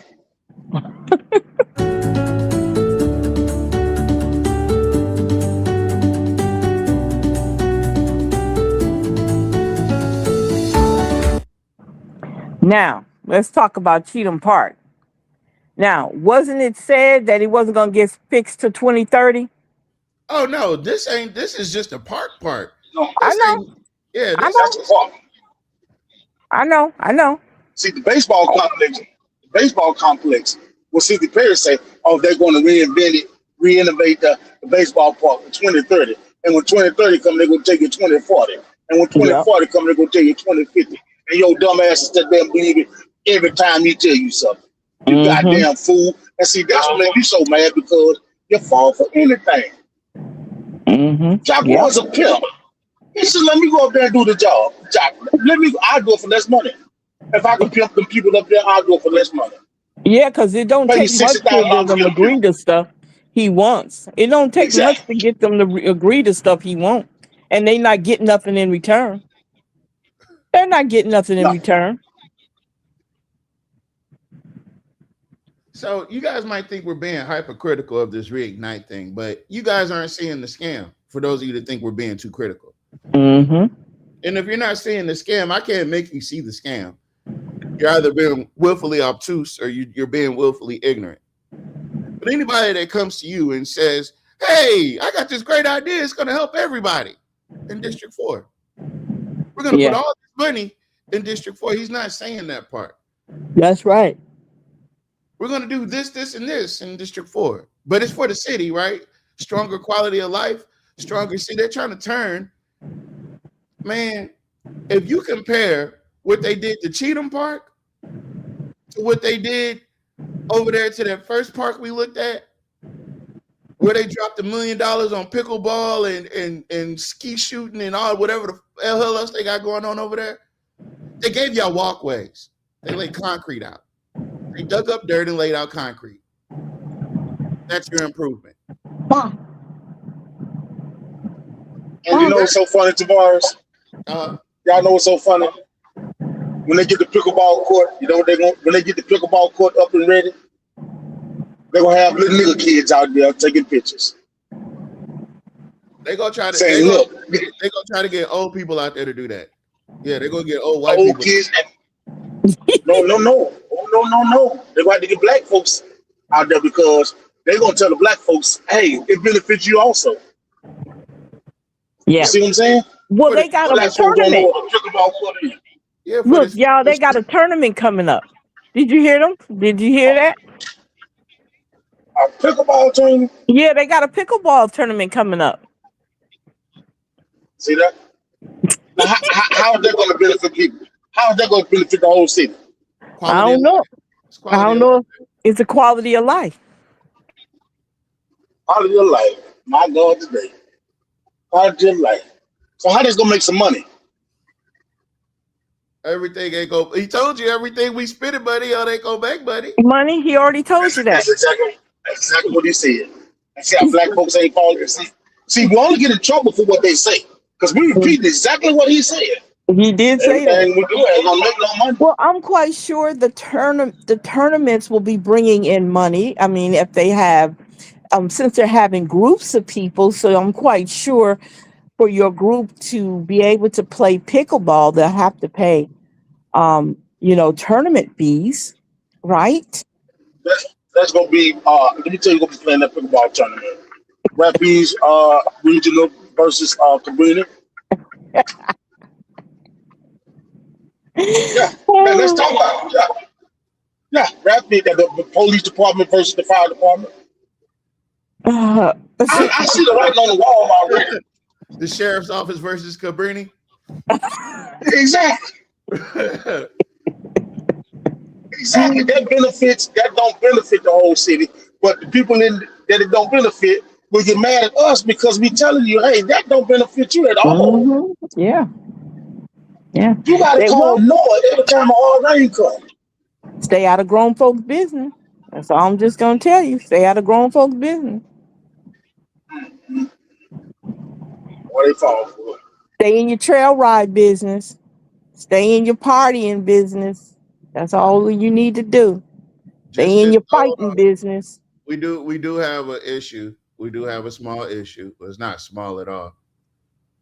But just in time for election season, there's been a shooting over at Willow Glen. They call it a mass shooting, but Urban Cast sensationalizes things. How many people got shot? What happened? At least 4 injured, 1 deceased, a suspect at large. When did that happen? Just now. It was something happened earlier today too on Alma Street, right? Oh no, this is 3 years ago. What the fuck? Sorry, Urban Cast. I threw that on you too fast. I did. I gave you grief too fast. I don't know how that popped up on my timeline.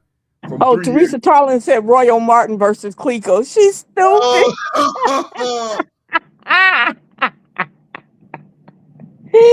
That is hilarious. Oh my God, that's funny. and y'all look to top it off, they're gonna have the people from the AI center to come out there and play. It's gonna be the data center versus Clico. Oh Lord have mercy. Don't forget, it's gonna be the data center people versus the City of Alexandria employees. I see people don't see the game. People think, well, man, y'all just starting this. No, show me where I'm lying at. Don't worry about the mess. Show me where I'm lying at. Show me where we're lying. They can't. Because they want to call your names because they can't prove that you're lying. But see, it only hurts them. That's what they fail to understand. It only hurts you guys. Because they're going to try to do everything they could to give you less as possible. And when they give you less as possible, you're going to be happy with it. And you're going to say, at least they're doing something. Now, you know, heard that before. Now, I don't know what I'm doing, but at least I'm doing something. Doing something. And that's not how you do it. So that's why when people say stuff like that, like what somebody said earlier in their news, what's the name? It makes me think something. That's what it makes me think. It makes me think real hard. June 23rd, 2026, 5:30 to 7 p.m. at Julius Patrick. They're going to have a town hall meeting. Okay. These town hall meetings starting to happen. I don't. Who district is that? It's this is the boys. Oh, okay. It's hosted by Applied Digital. It's hosted by the. Oh, great. Attendees will get information about the project and have opportunity to participate in a question and answer session with Applied Digital representatives and local partners. Community input and engagement are important as we work together to understand the opportunities and considerations associated with this investment. The Go ahead, Matt. What you was gonna say? Them people don't care about nobody. They got enough money to buy the town of boys. Mm-hmm. Yeah. They got enough money to buy the town of boys. They go pacify to let them talk. You know, just like they do at the city council meeting. You know one thing? That should be that's a sign of disrespect. And if I ever go back up there again, I'm gonna let them know. Y'all set y'all ass up here and can't answer no questions. Why the hell we got you up there? You was talking a hell of a lot of sense when you wanted my vote. Now all of a sudden you can't say a damn thing. Okay, I tell you what, when election comes, remember, you didn't want to talk to me. Well, I don't want to talk to you. That's how it should go. Yeah. You're right.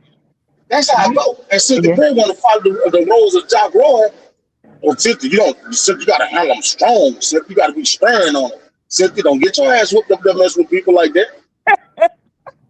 Yeah, don't get your ass. Don't let one of the ladies drag you out there. Man, look here. You see what?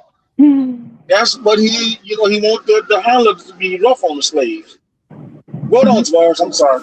No, Nat, before Tavares come back.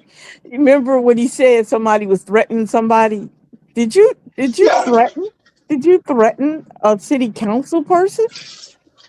We're gonna have to get you. We're gonna have to get you protection. When you tell grown people that they can't talk to the people that elected them in the office, in the position, and if them grown people fall for that, they should be not elected again. They should not be elected now another time. That's right. You see, that's right. Because if you ask Jules Green a question, he gonna answer. He don't give a damn. Yeah. Jules gonna say, "Hell no, man." You see, Malcolm gonna answer. But the thing is, what do we go and talk for? If you're not going to do a damn thing about it, but just look me in my face. And that's right. Listen, Mr. McCall, they called it in the all-white jury, Mr. McCall. Uh-huh. They look like an all-white jury up there just looking at you. So my word don't mean a damn thing. So when I go off, you want somebody to body slam me on the ground, see? But see, that'll make me go off. That'll make me just go into a frenzy. Oh, you don't want to talk? F you, then F you, and F you too. Because what am I here for? Just to talk? That's disrespectful, Mr. McCall. Yeah, it is with no solution. You're right. So Gregory Scott noticed that Deborah Bowman Park is on Redwood Drive. It's the subdivision behind Lowe's. Okay, so Lowe's. Oh, I know what part they talking about. Yeah, I know what part they got a little part behind that. Okay, so what district is that? That should be District 2 or 3. Yeah, right off State. You know what State said, right? Yeah, I know what you're talking about now. Right behind, yeah, I didn't know it was an apartment complex back. I mean, what's the name back there? I didn't know that. Yeah. Okay. Yeah. It's an older neighborhood, ain't it? Yes, ma'am. Okay. She said, "Fafo." Around and find out. Fuck around and find out. That's right. We got YSKT is back on the horse. Glad to see that. They came out with an article from Michael Scott. As of June 10th, 2026, Louisiana is known worldwide for being a laid-back, fun-loving place where people love to have a good time. And while this is true, we kind of have a Jekyll and Hyde thing when it comes to good times versus crime in the Pelican State. The number 3 most violent city in Alexandria is Alexandria, 1,972 crimes per 100,000 people. We don't have 100,000 people. With a population of 47,000, residents are experiencing 5.4 violent crimes and 14 property crimes every day.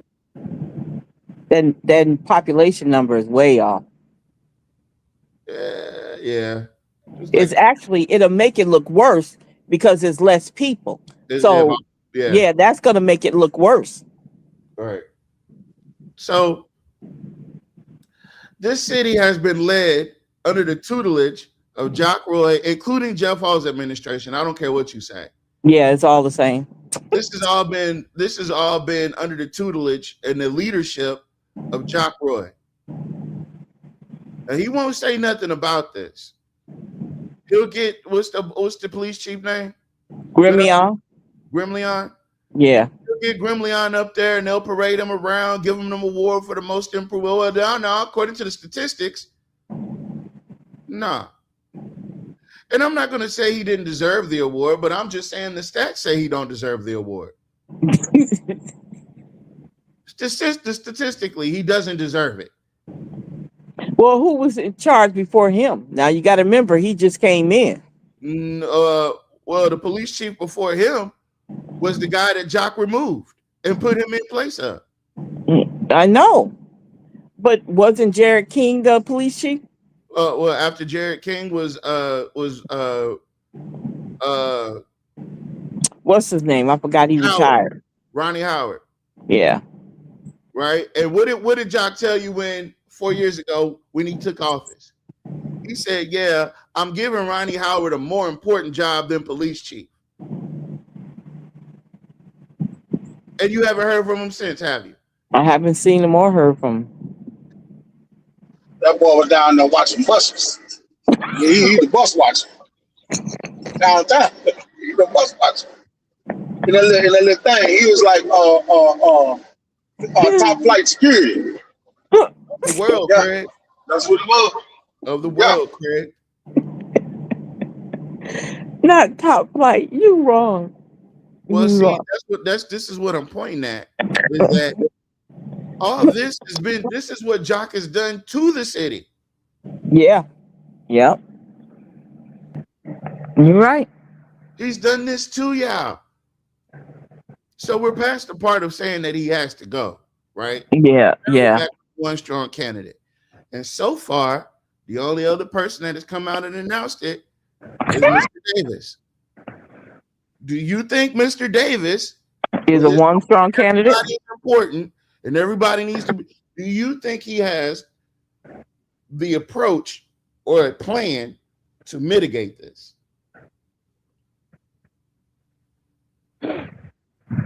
Do I think, or you just asking in general? You should have put a poll together.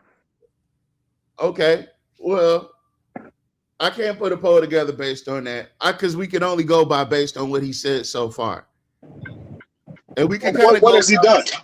Yeah, well, there you go. What has he done? Give me something to compare with. Give me something. That Give he me attempted anything. to do on his own. Give me anything. Give me anything that he has done. Okay, I'm in church. I know he goes to church. I know he preaches. Yeah, that was okay. What they got to do with the city? Because guess what? You only preach it to your flock. If he's a preacher, You only preach to your flock, and anything outside of your flock, you're not concerned with. So come on, tell me something else. I don't know nothing because we don't know anything about what he's done. And if he was the way he just like we said originally, when he announced that he was running, he should have had something to run on when he said it. You should already have he said his platform was what? What did he say his platform was? Let people talk. Okay. Let me tell you something.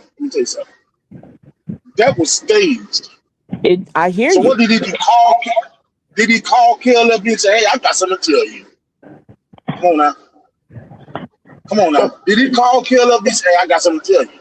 Or did somebody say, hey, go talk to Lorenzo Davis? Or somebody sit them over there and told them to go ahead and do the announcement. Did you hear what I just said? Did you hear what I said? Just like Gary Johnson. The whole script now. Yeah. See, he don't have nothing to. And listen, just because I say a man's not good enough to be the mayor, that don't mean that I have a problem with the man. We just have to understand that sometimes, oh Lord, it got a commercial that says, don't let friends drive drunk. Friends don't let friends drive drunk. I'm not going to let that man go up there and drive drunk. You don't know what he's doing. Mm-hmm. Oh, but he's a good man. That ain't got nothing to do with running the city. Being a good man. That's right. Yeah. You go to church. Well, goddamn it, they pray every time before they pray at the city council meeting. They sure do. They pray to God. They pray to God before they pray on the black folks. Every time it is the city council meeting. There you go. So praying ain't got nothing to do with it. Well, he's a good man. Ain't got nothing to do with being a good mayor. Give me something that you've done. What is your plan besides letting people talk? Mr. Cornelius White get up there and talk every goddamn Tuesday. They have a city council meeting. And if you talk too long, they're a hog time, my boy. They're a hog time. If you talk too long. One thing about Cynthia, boy, as soon as Mr. White come up there, she throw them rules out like he don't understand. But she don't do it to nobody else. She ain't there to young white lady when she came up there. No, sure didn't. Everybody head went down when that white girl walked up there. Yep. When Miss Melody walked up there, their head went down. And they didn't say nothing about no 3 minutes either, did it? And that white girl say, Jock, what, don't you drink brown water? You know, it wasn't no banging of the gavel. The more prevalent thing that I'm thinking, right? When they sat up there and we had people like Brother Greg go up there, Miss Shamir went up there and said, you guys, and what's the lady name? The young white lady? You mean Powell? You talking about Melanie Powell? Yeah, Miss Melanie, if you watching, I'm sorry, I couldn't think of your name off the top of my head. But when they were calling out the blatant violation of the charter, why was it only them 3? Why was it only them? Everybody saw it, including Mr. Davis. You know, everybody, at least on this show, I know that we've all, matter of fact, dare I say, we organized that to a certain degree. We brought the ideas to the table and said somebody should say something. We did. And they did. And it was important that they was on record saying it. It's always important that you're on record saying something that matters. She said, Miss Tarleton said that damn Perry girl don't and still don't know a damn thing. Didn't it? So damn. But it's important. It's important to be there when it matters. It's important to say the things that matter when they matter. Hindsight is always 20/20. But foresight it's got to be, it's got to be just as strong as your hindsight. You got to be able to know what matters, and you got to be able to identify violations in the charter. You got to be willing to speak on it. You got to be willing to say something. You notice your mayor don't even have town hall meetings. Y'all notice that your mayor, and I've known other mayors have town hall meetings. You know your mayor don't even do town hall meetings. That's because he has his mayoral briefings. He tells you what he tells you what he want to tell you. He don't want no interruptions. Yeah, That's what that is. He want to be able to go ahead and get the lie all the way out. Yeah, he don't want no interruptions in his lives. He don't like to answer questions. He'll try to make you feel stupid if you ask him a question. That's that narcissism. But he don't even do, and I know it's several mayors that do town hall meetings just to talk to the people, just to keep a connection with the people. Yeah, he don't even do that. Well, Tavares, I hear you talking about foresight and hindsight, but you're not talking about the foreskin that they pull back before they get ready to mess over the black people. Oh, come on, man. Come on, man. See, that's What the hell? Oh my God! No, you didn't. No, you didn't. Yeah, what about that part of it? See, but they get ready to go home and do what they got to do to black folks. They pull the foreskin back. See, Oh Lord, Lord have mercy. Mr. Carl, I'm not lying though, Mr. Carl. It might sound kind of, but it is what it is. It is what it is. That's all it is. You see, when they tell District 3, you're getting sidewalks with grant money, and they're going to say that's the Reignite program. You see, they're pulling the foreskin back. When Cynthia Perry asked for $76,000, some of $76,000, Jack Ball pulled the foreskin back. Oh no, Cynthia, no. No, Cynthia, no. When she talking about Cheatham Park, he pulled the foreskin back, and what happened? He said 2030. 2030, exactly. They've been careful with black people, so you got to pull the foreskin back. I'm going on listening. Oh, Nat. Oh, Lord have mercy. I can't believe you said that. I gotta find my credit card because I need y'all to see this article. It's a Town Talk article, but they want you to subscribe. So I'm gonna go ahead and use my dollar, and I'm gonna subscribe so I can read y'all this article. Okay, what I'm about to do. Give me just a second. Okay, I'm telling you. You're gonna see they're gonna pull the foreskin back and get ready to give it to the black folks. Every time. Listen, we still drinking raw water. We still got flooding issues. We still got open ditches. We still deal with high crime. But this is only in District 1, 2, and 3. In District 4 and 5, they're not telling people that them people over there rent out police officers in some areas so that neighborhoods could be, I guess, guarded. You see, we could do that if we put our money together, but we don't know nothing about that. Yeah. You see, but what we're going through is like a war song, a ghetto, you know. Yeah. Look at the sanctuary apartments, how they had the people over there living like that. Mm-hmm. And living so bad till the people scared to say something about it. Yeah. Man, look how you living, man. You better holler. Either you gonna holler right now, or you gonna holler when a rat or something bites, or one of the big ass possums come out their trash and bites. Or a snake. You see, yeah. We have this mindset to where we can't argue. If I'm at my lowest, what else can you do to me? That's right. That's right. That's right. Look how I'm living. What can you possibly do to me to hurt me? Mm-hmm. I go all out behind what I feel that's right. And they don't feel that they're right. They don't have a voice. No. They don't want to raise hell with the right people who they need to raise hell with, but they'll raise hell with the next door neighbor. Yeah. They'll they'll jump the next door neighbor. Yes, ma'am. And both of them living in the same conditions. Same conditions. One ain't no better than the other. Yes, ma'am. Instead of sitting down and saying, man, look, we need to get together, register people to vote, and we need to have somebody come out here and look at this stuff and We need to do what we have to do. Mm-hmm. They can form it right there in that complex if they wanted to. Yep, sure can. What they gonna do? Put them out? Nope, they can't do it. Stand up for something. You just don't. Yeah, you just don't lay down because you. Oh well, I just old pro nigga. I ain't got no soul. Man, what?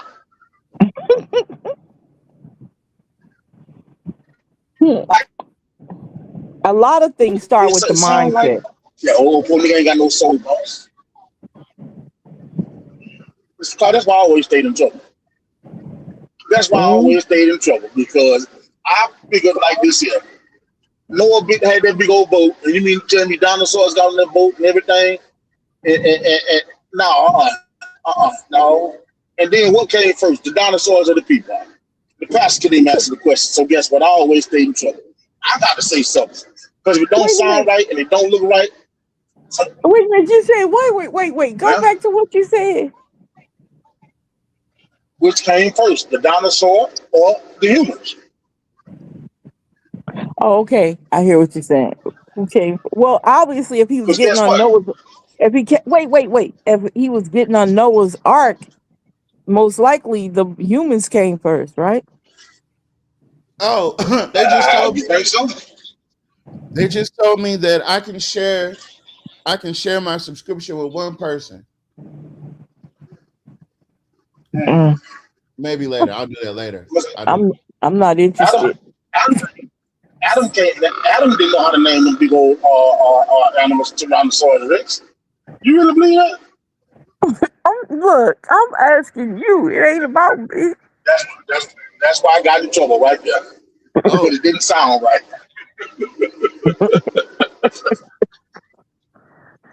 That's why I got in trouble. Look what I just did. Look what I just did. Who's this? This is the Town Talk. Hold on. This is the Town Talk article about that marriage briefing that I was just telling you about. It was hidden behind the paywall. Oh, you talking about the forum? Yeah, they did not. This is the only. Listen, y'all don't understand about hiding things. This is literally the only place that is reported this forum. It's not available on Facebook. It's not available on YouTube. I watched it. We watched it.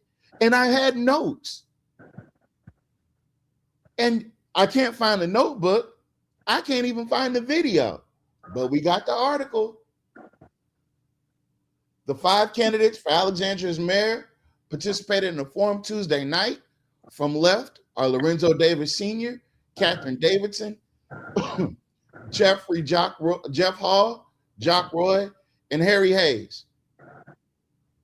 Crime and utilities dominated discussion among the 5 Alexandria mayoral candidates at Tuesday's 90-minute forum downtown at the Coughlin Sanders Performing Arts Center. The forum was a collaboration amongst the Young Professional Group of SINLAW, the Central Louisiana Regional Chamber of Commerce, KLAB, and SINLAW Broadcasting. SINLAW Broadcasting is who? Stephen Maxwell. And back then, KLAB was the racist white lady they fired. Mr. Gregory Scott said he got the link to the video. What? I paid $1 for nothing? I'm just playing. Can you inbox that to me? Because we got to go through this. It's 90 minutes. And mind you guys, we're going to 2 shows a week. So our shows that we're going to be doing on Tuesdays and Thursdays are going to be our longer shows. So we got time. We got time.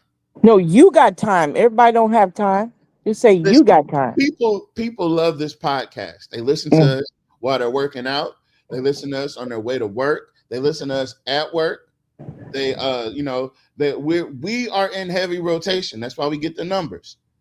So if you could kindly inbox me the link to that video, I would much rather. I want my $1 back, but I would much rather watch the video than read this doggone article, because I was really prepared to do so. But if there's a video, I could not find it. I cannot find it. So I'm gonna go look and see I know Your Mr. researching skills are getting old. My research skills because it's not AI. That's all. Okay.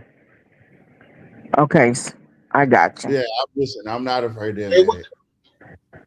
what the weather like down there, y'all? It rained like when we went out today, it had rained a lot. And then the sun would come out and then it'll rain again. So it was off and on And if rain.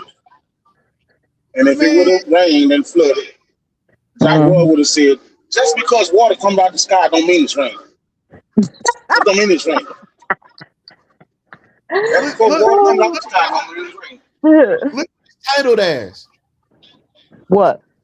Alexandria Realtors Mayoral Forum. That is not what that was, Urban Cast.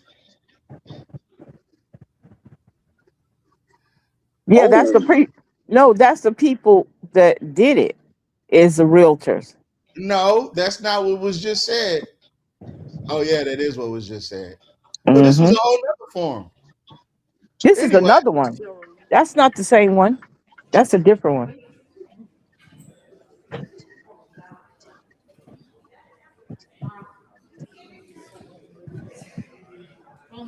Look at the two buddies. Chummy than the motherfucker, ain't it? Mm-hmm. Yeah.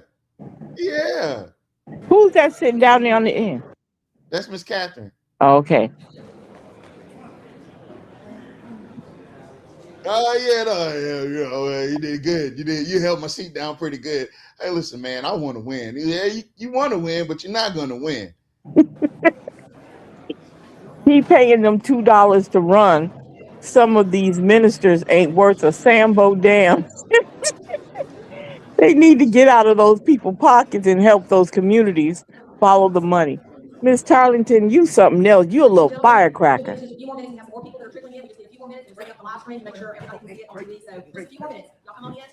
No, she sounds like an auctioneer.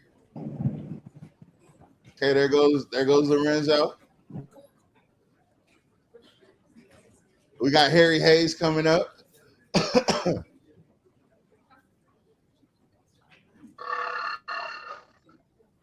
Seems like when everybody started watching, poor Harry Hayes. Huh? Poor Harry Hayes. Poor fella. Oh, I would feel bad for him. You know what? Could he be put in the race again? No, he doesn't even live here no more. Oh, okay. He moved away. Yeah, once he lost that race, he was like, "Fuck Alexander." Ain't that the same thing happened to more guys? Listen, you got to stop this shit, man. Oh, my bad. My bad. I apologize. Y'all got me snorting. Gotta cut the shit. You gotta cut the shit, man. Yeah. Oh, Jesus.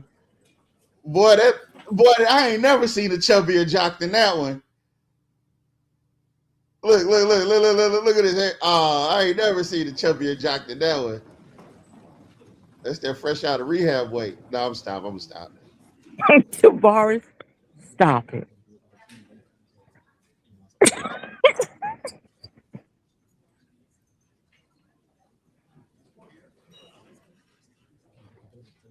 I know this ain't no 2-hour thing. I got this thing going at 2 times the speed. Thank you so much for coming out tonight. I bring you greetings from the Greater Central Louisiana. Okay, hold on. We are excited to host the 2023 Alexandria Mayor's Forum with candidates, Alexandria City Council President, Ms. Catherine Davidson, candidate, Mr. Lorenzo Davis Sr., Alexandria Mayor Jeff Hall, candidate Harry Hayes sent his regrets. He is ill and under the weather. And we do have candidate Mr. Jock Roy. Would you give them a hand, please?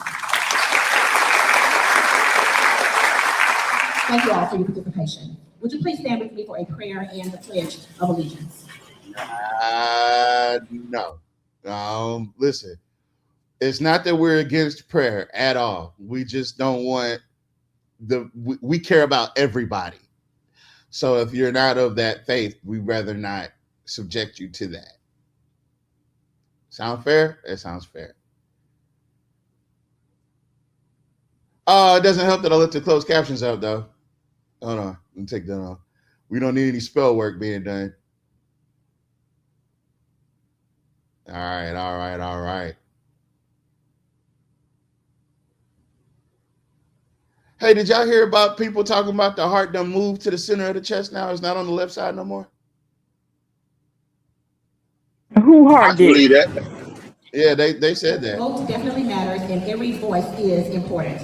So please stop by the voters registration table in the foyer area. There are members of our governmental affairs team there to assist anyone that is not registered to vote.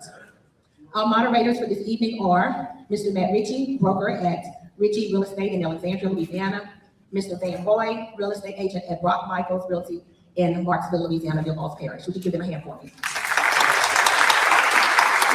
Our timekeepers for this evening are Ms. Carrie Coffin, our GCLRA Political Action Team co-chair, and Mr. Randy Browning, our GCLRA Political Action Team member. Would you give them a round of applause?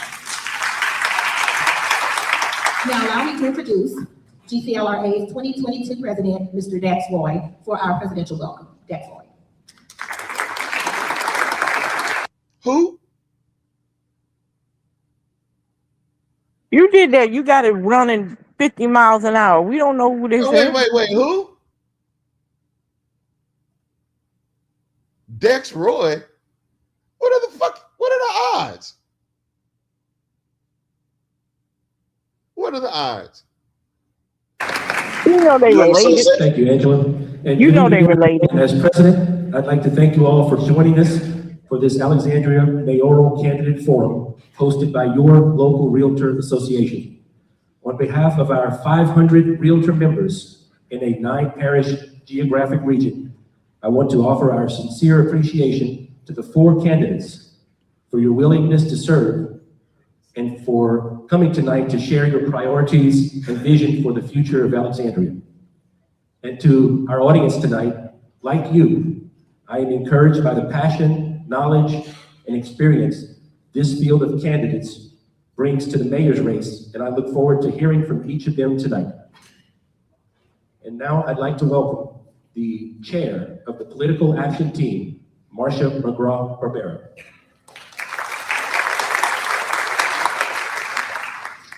I would also like to add, thank you so much for being a part of this tonight. Thank you again to our candidates for being here.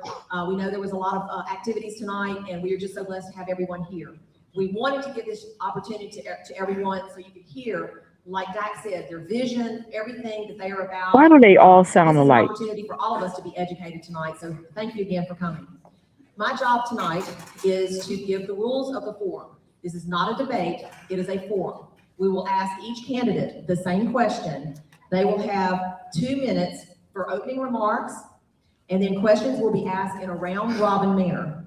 Example, if candidate number 1 is the first to start with that first question, then he or she will be the last to answer on the next question.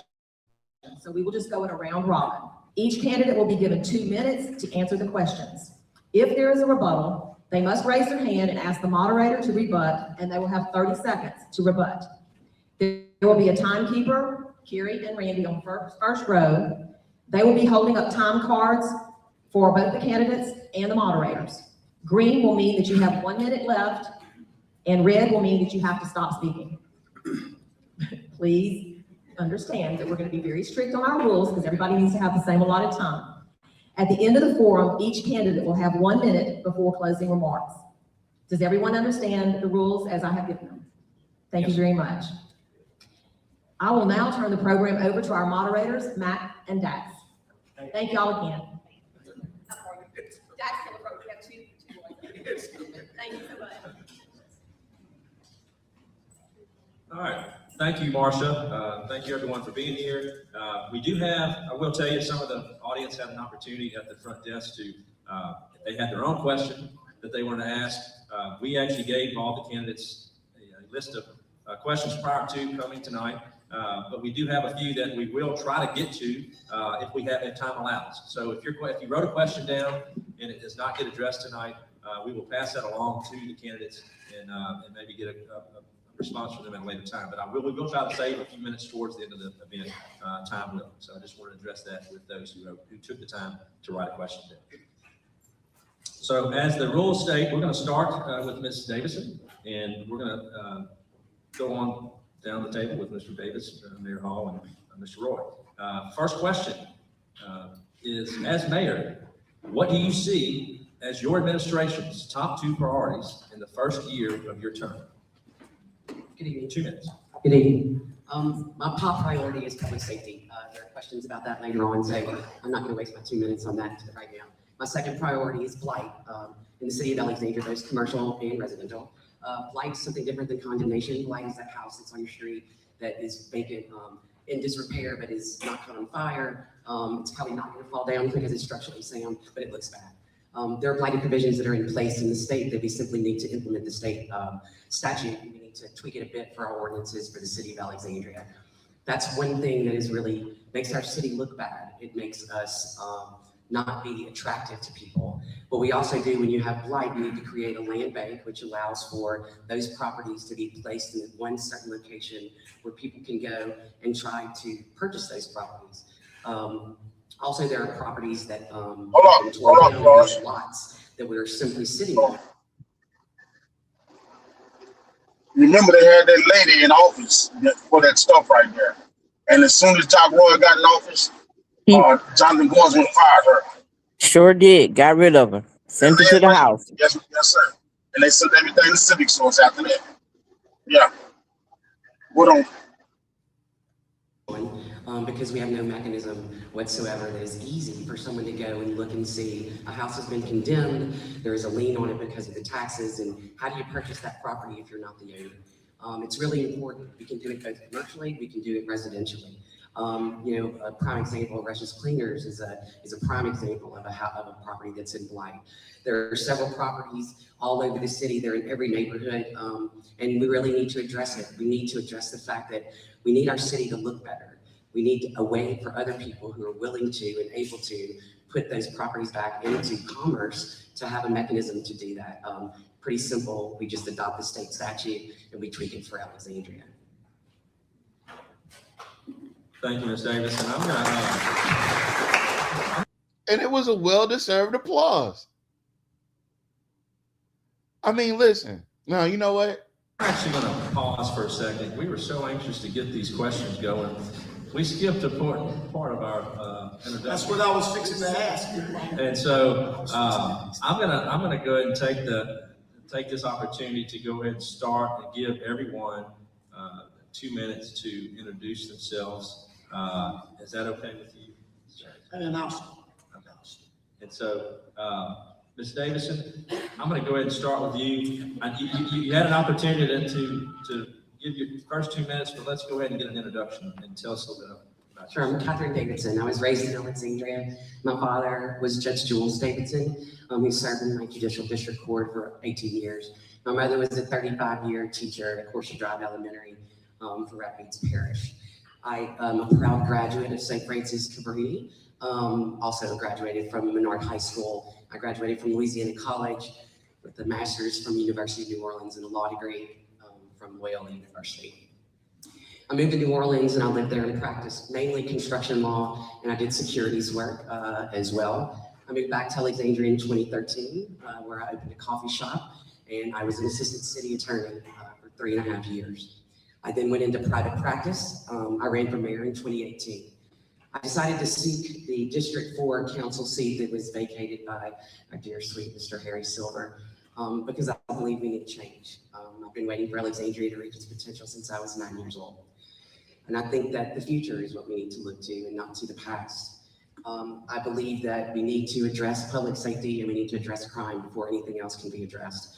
It is a multifaceted approach when you're the mayor, but crime is our singular, most damning issue right now. It affects every single person. You may not have murders in your neighborhood, but those murders cause our crime rate to go up, which will likely cause, think about what would happen if a big box store start leaving. CVS, I got a call from a constituent that they're not going to re-sign the lease, that we're thinking about it on Bolton Avenue. We have to get crime under control. I'm running for mayor because I believe in the future of Alexandria. I believe that we need to move forward and not backward. I think that we can do it and we can all do it together. And I'm asking for your support. Thank you. Mr. Lorenzo Davis. Thank you. First, again, I thank you for giving me this opportunity to come before this Realtors Board, and this is the platform I've been waiting for, because I'm gonna tell you a little bit about myself, move as quick as I can. I came to Alexandria in 1990 from corporate America, working as a regional manager for a large corporation. I was the guy at Mike's place at the Ramada Inn, where you saw all those companies coming in weekly to train me, because I established myself as one of the top people in the company. So all managers and executives had to be trained in Alexandria by me in order to go on forward in their careers with the company I was with. I was considered the authority on a lot of areas. Anytime we had a large corporate account, it had to be, y'all know about this in real estate, the deal had to be closed. I was at the table. So leadership is what the city needs right now. We need someone that's gonna bring you guys to the table. Someone that's gonna let you help us change the demographics of what Alexandria looks like. I had a friend of mine, city councilman, stopped off in downtown Alexandria recently, called me, he said, "Lo, what you doing?" I said, "Man, where you at?" He said, "I'm downtown, it's 7:30. Is this downtown Alexandria? I can't believe this." Now, y'all say, he said, "Yeah, I love these guys. Is it downtown?" He said, "You're from New Orleans." I graduated from UL in business management. I was embarrassed. When I moved here in 1990, it looked better than it looked now. The years I've been here, okay, I'll stop, but I'm ready.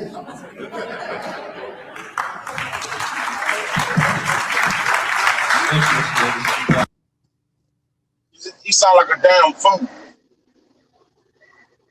You sound like a damn fool, a real damn fool, a real live damn fool. What he said don't mean nothing. Hello? Yeah, we here. I'm here. Smart, what did he say? Listen. You heard what I heard. I was reading the closed captions. I saw something about Donald Trump. They might have got the captions wrong. I am going to reserve my opinion until we get further. Well, my opinion is, when you're paid, you can't say I'm the better man for the job. Look at it. Guess what I'm talking about? All right. Mayor Hall, thank you. And thank the panel and the judges as well for having this forum. I'm Jeff Hall, the current mayor of Alexandria. I've been there almost 4 years. But if you're at a forum for a re-election, you should know. Never mind. Okay. But I tell you, I graduated from Peabody High School. My parents were educators in Rapids area parish school system. I graduated from Grambling State University in accounting, minor in marketing. Had a chance to work at the city, one of my first jobs out of college as a clerk, the utility office. Stayed there 7 years, but I went from a clerk to assistant internal auditor over that time. From there, I went to legal services as director of administrative services for about a year. And after that, I went to Rapids Parish Police Bureau, worked on the Jerry D. Jeremy for about 6 months. And then I went to Clico for 32 years as an accountant, internal auditor, a regional manager, a general manager, area manager, vice president, and ultimate senior vice president. So I had a vast experience in the electric utility industry, so it changed from what it was to a most complex and very, very, very different environment. And after retiring in 2013, decided to get involved in politics for the public and ran against the current mayor then. I lost that race. And about 30 days later, the state representative's job came open because Mr. Dixon. Wait, he ran against the current mayor? I thought he was the current mayor. Well, before then. Oh, wait a minute. They should be all drug tested. You preaching. That's them $2 That's your damn mouth. Bye. Listen what he said. Geraldine Jeremy for about 6 months, and then I went to Clico for 32 years as an accountant, internal auditor, a regional manager, a general manager, area manager, vice president, and ultimate senior vice president. So I had a vast experience in the electric utility industry, so it changed from what it was to the most complex and very, very, very different environment. And after retiring in 2013, decided to get involved in politics for the public and ran against the current mayor then, or lost that base. And He ran against the current mayor. So Jock ran for District 26? I think so, Tavares. I think. I'm not for sure. I don't know. I don't know. He was the mayor. I don't know, Tavares. I don't know. Point out the fact that Jeff Hall is is signaling that Jock is actually the current mayor and not him.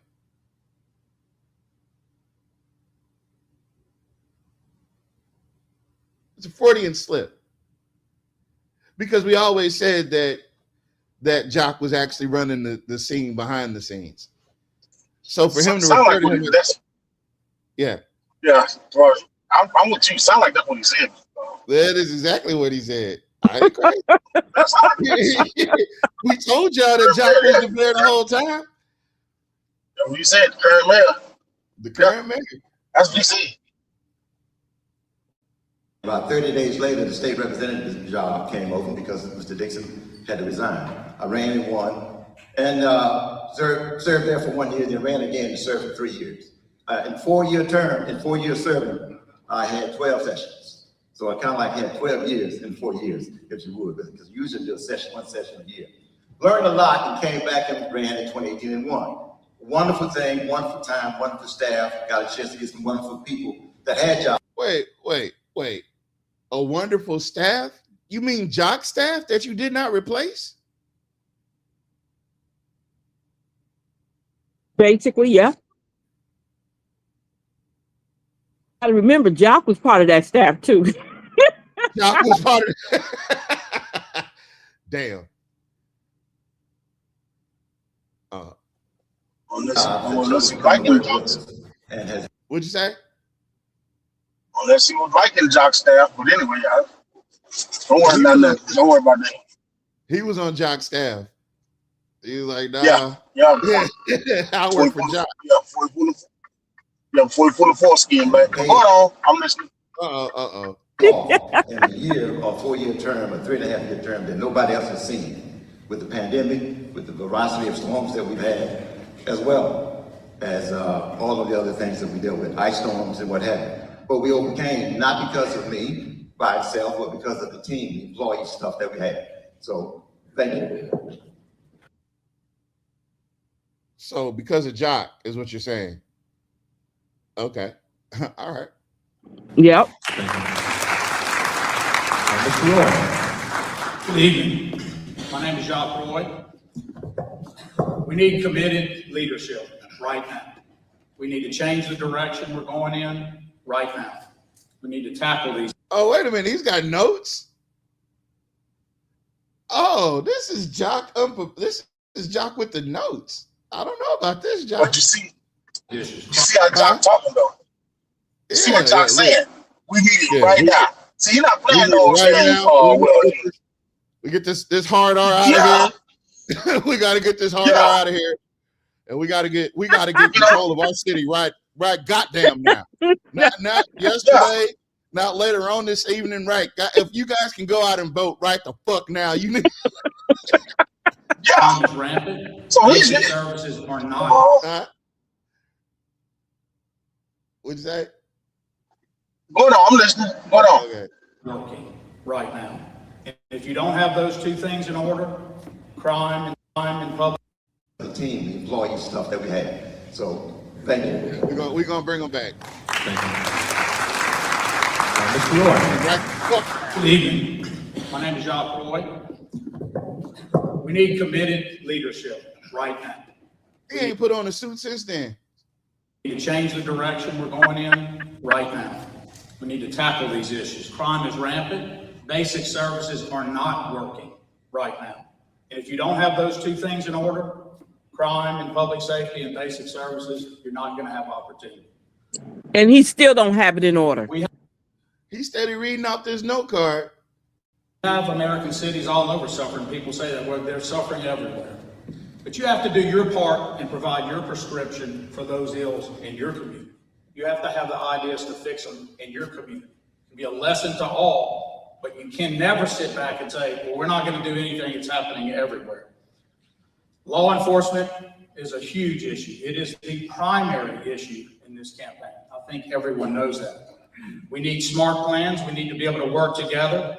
And through Alexandria, through us right here, the best, most resource force anywhere, not for here, not for the region. There are lots of forms of infrastructure, folks, and it is the biggest problem that we have as a challenge in our nation. There's human infrastructure, what we might call soft infrastructure. How well is your workforce trained, et cetera. There's physical infrastructure, roads, streets. There's institutional infrastructure, something I've come to think of where, how do those other two work together? Through foundations, churches, et cetera. You show me a city where those things are working together and you'll see a successful city. I was once teased by a guy. He said, Jacques, you're too much into that. He actually said this isn't Rome. You can't fix it. It can't be that. Any mayor who doesn't think of his or her city as his or her Rome, you're wrong and you're in the wrong job. You have to be shooting for that all the time. What Rome did well, we have to do, which is about building this human infrastructure and making this the best. Did he say Rome? Yeah, I wonder. Wait a minute, Rome. What? Marcellus Aurelius? Rome was not built in a day. Well, that's what he's looking like in the King George concert, looking down on everybody, all the black people. Yeah, he was. Like, let them have grapes. Feed them more grapes. Best place it can be. Thank you.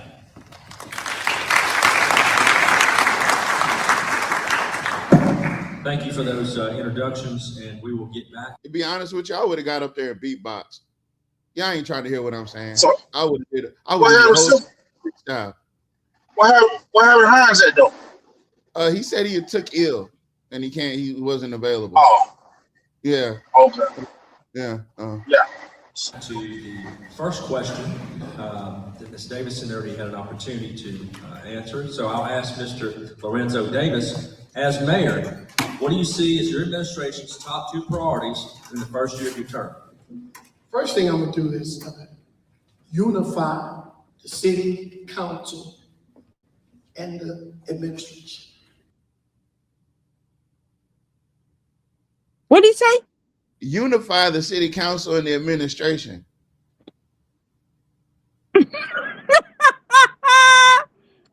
Miss Tarleton, stop it, Miss Tarleton, stop it. You can't, it's too fucking, okay, sorry. Which was not done under the current two administrations. You might say, bring them to the table, have meetings, sit down, and see where everybody's position is on working for the people. Because see, this is a God first agenda. I give God all the credit for being here tonight, Reverend. Wait a minute, did he say God? It's a God first agenda. It's what? It's a God first agenda. Oh, I'm getting a headache. Oh Lord, go ahead. Because it's because of him I'm here. But the real issues lie. We're not even going to get public safety working if we can't unify our city government working together. Then public safety. With a unified government, we're able to call my sheriff friend, my city marshal friend, the chief of police. We're able to get a unified effort put in place. All right. So the chief of police is an appointment by you, sir. The city marshal is a different elected position, and so is the sheriff's department. So I'm not understanding. I'm okay. To put the monies in budget to get equipment, vehicles, What you got? You see what I mean? You see, he don't know a damn thing. But people say, oh, he a good candidate. Okay, yeah, right. Yeah, right. Hold on, tomorrow. I'm just listening tomorrow. Hold on. All I'm saying is this, listeners, audience, friends, Romans, countrymen. All I'm saying is we can have whatever, we can espouse whatever opinion that we want. And mind you, we've been very cautious and careful about what we're saying. So instead of us saying and stating our opinion, you guys need to know the reference point that we were referencing. This is the reference point.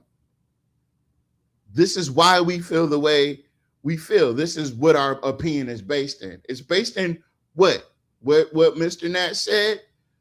What have you done? And this is something that was done. This forum was put on. These words were said. So we're basing our opinion on the words that were used there. Public safety things by allocating real people with real responsibilities and hold them accountable. Now, I think youth and rec is very important. It's a part of that process. Because if we get community police working, we commit to unifying the government, unifying our efforts, the city's gonna come together. So the two things we got to do first, unify our efforts, stop fussing, wasting taxpayers' money, and then focus on public safety, getting everybody on board. So I'm confident that I'll accomplish that as your mayor. Thank you. Now, somebody, what did we glean from that answer?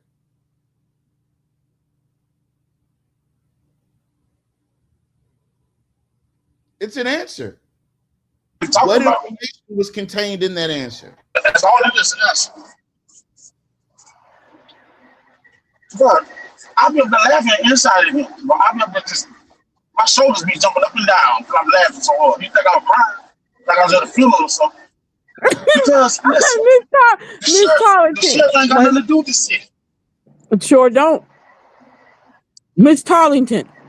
Miss Tarleton, you need Tavares. She needs to go. I am not. She needs to be silenced. I am the biggest fan of free speech, and I am the largest fan of Miss Tarleton's free speech.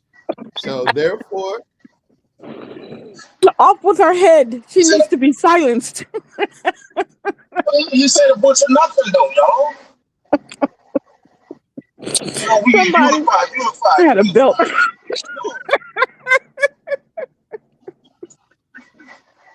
Oh my God, I'm sorry. Oh my God.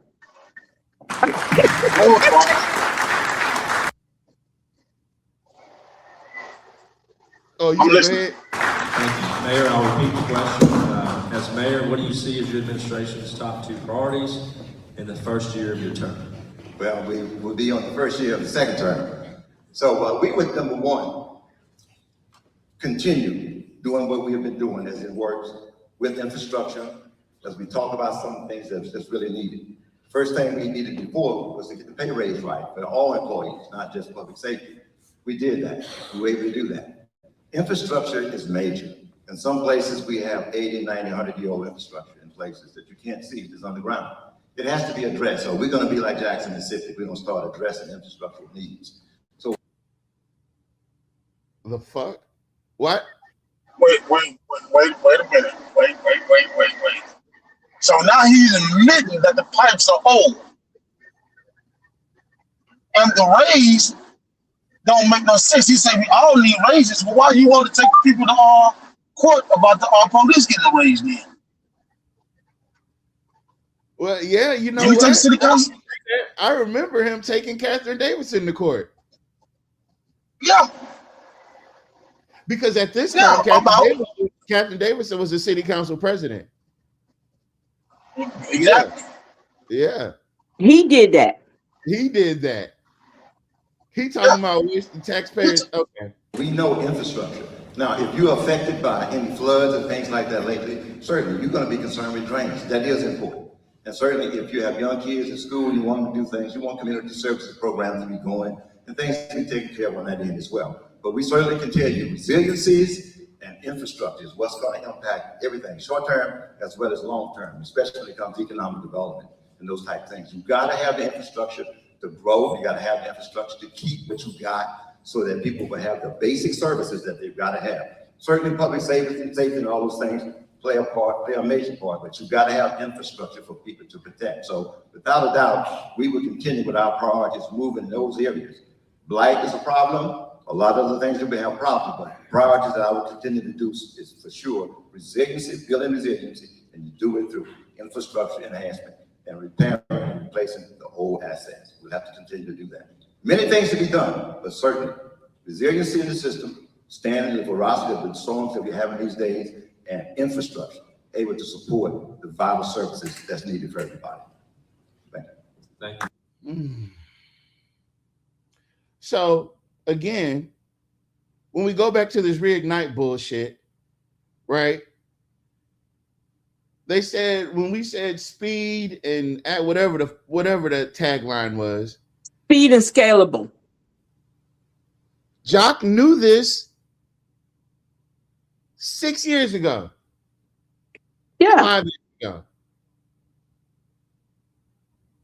Jock knew this leaving office in 2018.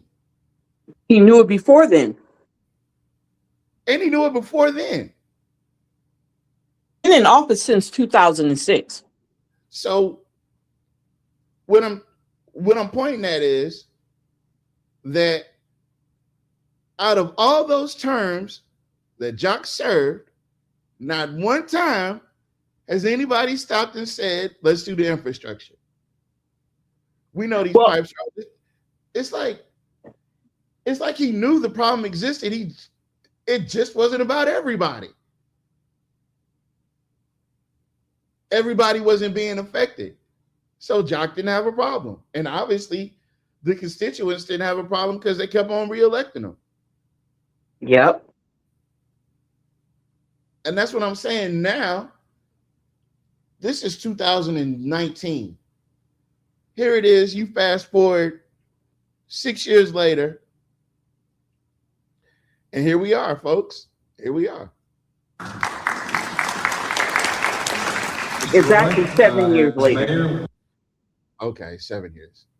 what do you see as your administration's top two priorities in the first year of your term? No question, public safety, number one. Number two, restoring basic services that this community needs. If you want to call part of that infrastructure, you can.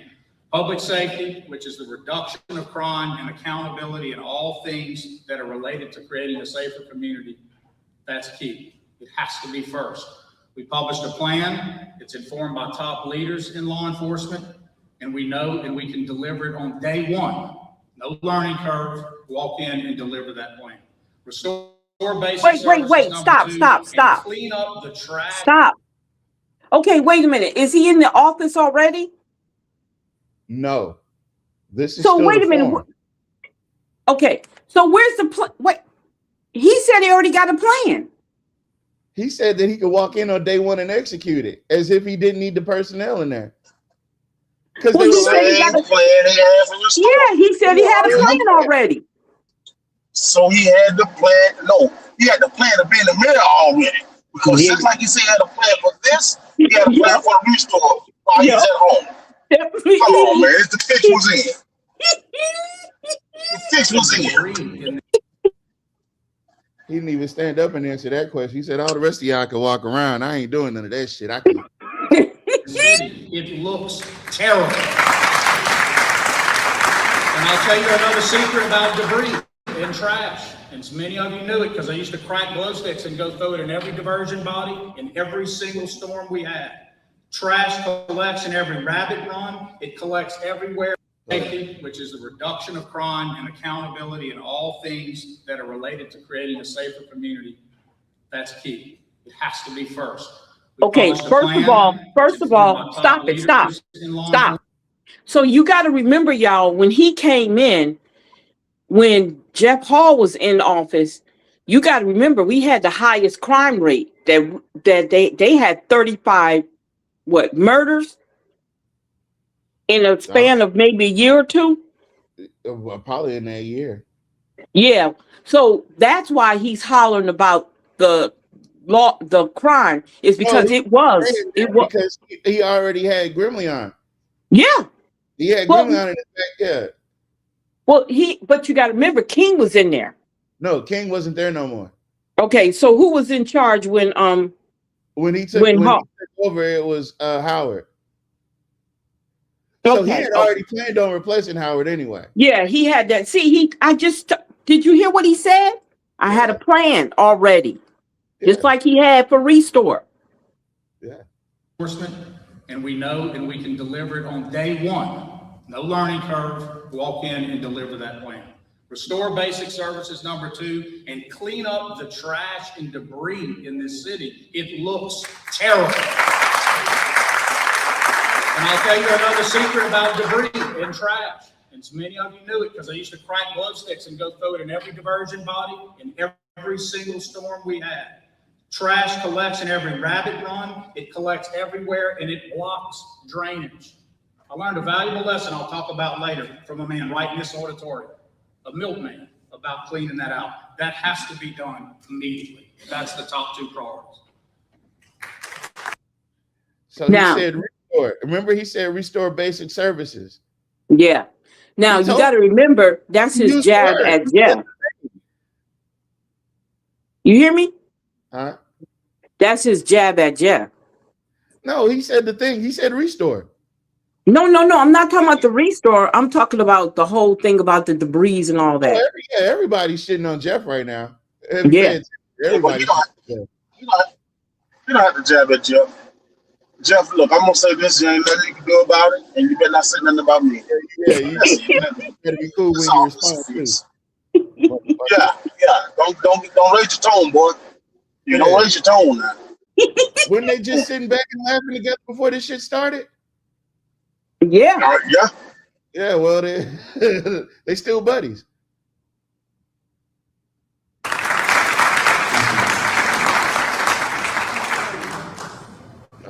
Here we go. Let me take some of my migraine medicine. Ooh, okay, here we go. Can I move up? 30 seconds. My question to Mayor Roy. You're right, the city is filthy. There's no cleanup process. The population is declining. What is your plan? What is your plan to specifically address those cleanups? So, what did he say? What he asked? He said, "Yeah, the city's filthy." And blah blah blah.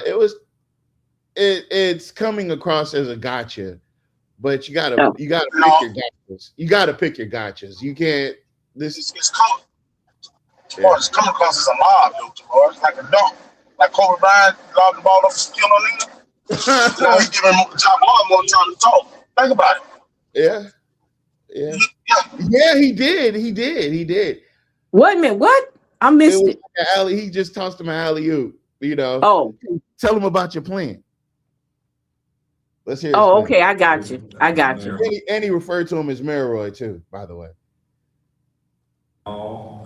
Raised his hand, and so and then Mayor. Mr. Roy. Oh, I thought he was talking to me. Did you want to address? You're addressing Mr. Roy. Yeah. Let me address Mayor Hall. Mayor Hall, how do we plan? Because it hadn't been done. Well, it was addressed to me. I'm prepared to answer it now. So here we go. There you go. He said it was addressed to me. Oh, you know how he is. Oh man, that short man syndrome kicking in. I can tell y'all this. We're gonna Jeff with some side piece. Come on, Miss Teresa. Miss Tollington is stupid. So I'm gonna give Mayor. So listen, Mr. Davis, I'll do it the same way I did it the last time when a guy right here used to come to these debates all the time and said, "Go clean everything out." Creatively, we went and converted a full capital budget and spent $1 million in cleaning everything in the city at once under the help with engineers, and it changed everything. It allowed us then to go forward each year and have it in place where you're not deferring and kicking the can down the road. You start from somewhere clean. I would do that again. And when we talk about our top 2 ways to spend $1 million, I'll outline a little more for you. Yeah, because Wait a minute. Did he do it again? That's the question. Did he do it again? I don't know. I know that they're doing a lot of community cleanups that involve getting the community out and cleaning up. So, I mean, I guess that's it's not the same. It's not the same. It's the creative way to save money, spend money. Yeah. Well, I would say, without a doubt, when we took over in 18, you should have seen the trash then. Oh, shit. They shooting. Made you look. You were paid to stay in my book. It was nothing pretty. Garbage trucks broke down before they got halfway with 1 hour worth of work. They've got 8, 9, 10 new trucks, grabber trucks, equipment that's operational. And trash is not the big problem in Alexandria. We may have people coming from out of town and dumping stuff, but we catch them. But it's not what it was when you took over. And if you look at the stories, the storms that we had, the next day, the 2 days, you saw your trash cross his move. arms and shake his head? But hey, listen, this is the same Jack Roy that's sitting in them city council meetings doing the same shit. Yeah. It was already in place. There was not like some of the other cities around the area that had to wait to get the contract done 30 days, 40 days. 2 days later, you had your trash being picked up. So without a doubt, the sanitation department's doing an excellent job. We always can do better. Here we go. It's the turn. You got one. We're 2 questions in. He do not like you letting him know he's a perfect mayor. He does not like that. He got his hand up. Hold on. Let's see what his hand is up for. And we will be better, but they're doing better because they got better equipment. Hold on. I want to go ahead and just remind everyone of the rules. We are going to try to stay on point on time frames. And if you carry, I thought this wasn't a debate. Red cards stay up until they. And so does someone have a? All right. So this will be. I'm going to go ahead and make the call. This will be the last rebuttal. 30 seconds. I just want to make sure that we stay clear about cleaning this out. The city was in terrible shape when he came in. It's just not true. We had done more cleanup, more drainage flowing right. There you go. Right now, for example, we started the Alex Connects. Somebody sent me something a couple of days ago, and Mayor Hall's idea of how Alex Connects work is what he just said. They're bringing it from somewhere else. It doesn't matter. You have to clean it up. No one cares where it came from. They want the trash picked up. Say, boy, who do you think you're talking to? See, what the fuck is wrong with you, Woo! See, boy, guess what? Lorenzo Davis opened the can for all that, though. What? He opened the can. Lorenzo Davis opened up that can so he could do that. Yeah. He did. See? Alex Connects. Yeah, I don't know. Now he talking about Alex Connects. He talking about Alex Connects right now. Now telling people we can't get it because you're not commercial. That's not how it works. Thank you all. Van? We do want to make a note that this is a mayoral forum and not a debate. We will, of course, honor the rebuttal process and whatnot, but just if all candidates can remember that this is a forum to express ideas and views and whatnot, and not an actual debate. So just keeping that in mind. I told you that. There's a difference. Because never mind. This question will begin with Mr. Davis. If you received a $1 million grant to use for the city any way you wanted, what would you do with it and why?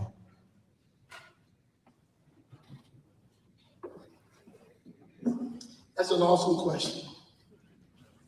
The reason it's so powerful is because the two past administrators had, through the disparity study, 100 million plus to do things to mitigate a lot of the problems that we had. And the results were devastating. Monies were not used in the right places. Small, women-owned, minority business did not come to the table. I'm not confident that they're gonna do different. I'm just not confident. And I'm not debating that, I'm only saying I live it. So what am I gonna do is I'm gonna move forward in processing the things that are necessary to get our city on track. I need a cigarette. I quit smoking, but I need a cigarette. What they got to do with anything? What they got to do with anything? No, And you know, you that's said okay. just like ratings. That's a good question. That's a good question. That's awesome. You know what? They teach you That's that, awesome. and they train you to do that. And instead of answering the question, you buy time. That, you know what? That's an excellent question. That buys you another 5 or 6 seconds, and it fills the gap, and it compliments the person that's asking the question, and it also lets people know that you're acknowledging the question. But it's an old interview tactic. You could do that at a job interview, and it might be impressive to a manager or something that, you know, but as far as this form, you've wasted so much time doing the fucking soft showing that you forgot to answer the question. Exactly. That's just the question. It's like really answer my question. Huh? It's like really trying to answer my question. What do you want to do for the black people? Every day I wake up. Just you know, always be black. Hold on, man. With transparency, being able to communicate, meet, sit down at the table. He said the same thing Reddick said. He said the exact same thing Reddick said about this imaginary fucking table. Yep. With the realtors to help with the demographic changes that are needed. I'm looking at some of these things because I want to make sure I don't miss. Right now, the average realtor salary in Rapides Parish is $7. We're not doing this. We're not doing this. Listen, sir. I don't know how. What the realtor salary? Listen, I don't even You see care what I about mean? the realtor salary. What are you going to That do ain't with $1 got nothing to do million? with it. If they granted you $1 million, Exactly. what the fuck would you would do with it? I'm sorry. That ain't got nothing to do with the percent below the national average. So he came up there to pander to the realtors. Yeah. Yeah. And let John Roy put their foreskin back before you get ready for it. I mean, that's all I can say. 7 in the state.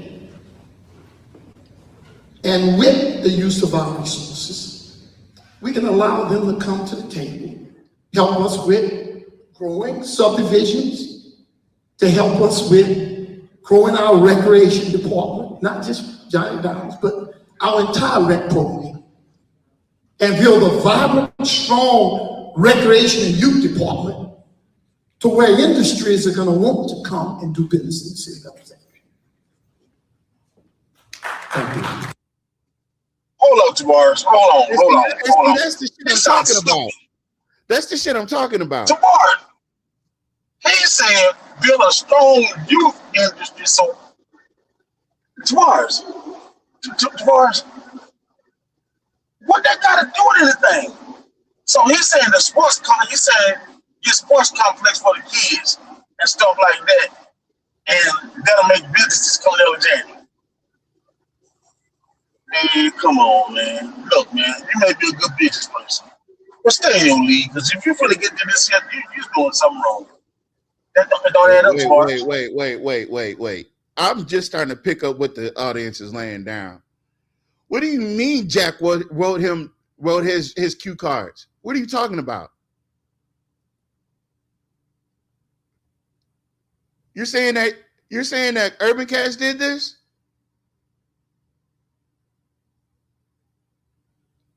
You're saying that he was an Urban Cast candidate? Am I tripping? Yes, he will. Come on.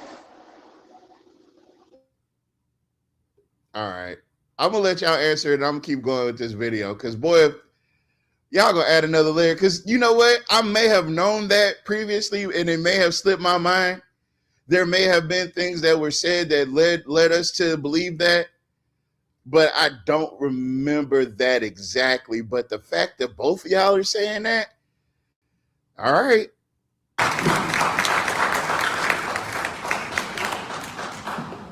Mayor Hall, I'll repeat the question. If you received a $1 million grant to use for the city any way you wanted, what would you do with it and why? Thank you. $1 million is a lot of money, but at the same time, it's not a lot of money. Many times you get grants that's specific what you can and can't do with it. In this case, we'll assume that we'd have the option to do what we need to do with it. We've gotten over $10, $11 million thus far, even with the Chapman Lake Canal outfall project that we're going to be working on. They started on that as we speak right now. We've got several other $5 and $10 million from Harbor Cares and other things to do infrastructural things that we have been doing. So we've gotten a lot more than $1 million since we've been there. So slightly over $20 million to do a variety of things. But getting back to the $1 million, if we could do something with it, I still say you have to put it into infrastructure. You have to put it into building resiliency in the system because we have a system, but it needs maintenance. It needs things done to it. It's working well. We've been very, very fortunate to get things done. I still would use that $1 million, maybe to try to get another $5 million. I don't know if we could, as matching funds to do even more than that. So there are a variety of things that you could do with it, but the realities are you can do some things, but it's not enough to fix everything all at once. We have infrastructure as it relates to the utility system, as it relates to metering, as it relates to power plants, as it relates to a whole lot of other things other than electricity that needs attention, needs assessment. And we're certainly going to have to use some dollars to do some things in that particular area. But that $1 million, I still would use it somewhere because there are some drains that we can probably do somewhere and cover, stop someone from flooding, stop someone from having a problem when torrential rain downfall takes place. So there are some things that you could do, but you've got to put it in infrastructure. Short term or long term is exactly what I would do with it. Thank you. Tavares. I'll repeat the question. Hey, when I think about it, Lorenzo had to have that stuff written by Early Class. Because remember, that's Stephen Chalk line. The Allison reports and all this stuff. He always stuck to the kids. He never stuck to nothing else. Think about it. The Allison report says, and now he's talking about $1 million. Yeah. Okay, I'm going back to listen. Oh, no, Miss Teresa said I would take half of that money and have fun just like they did.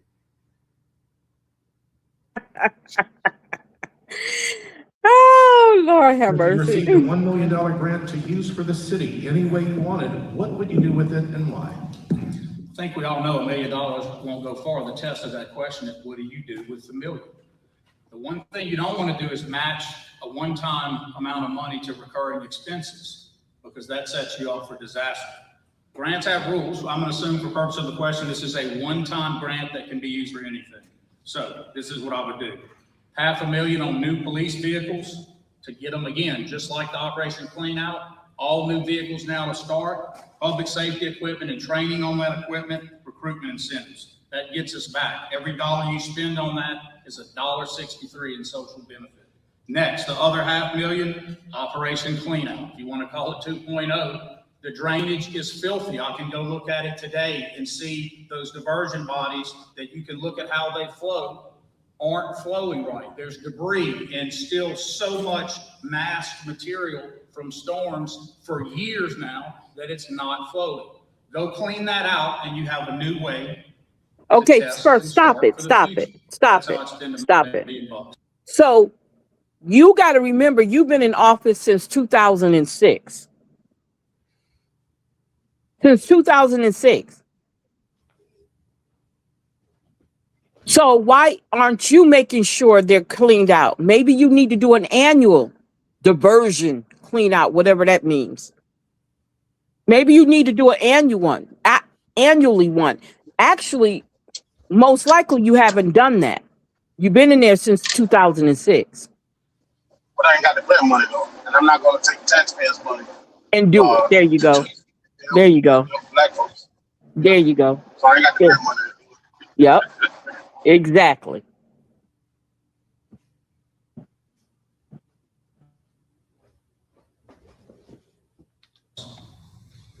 Thank you.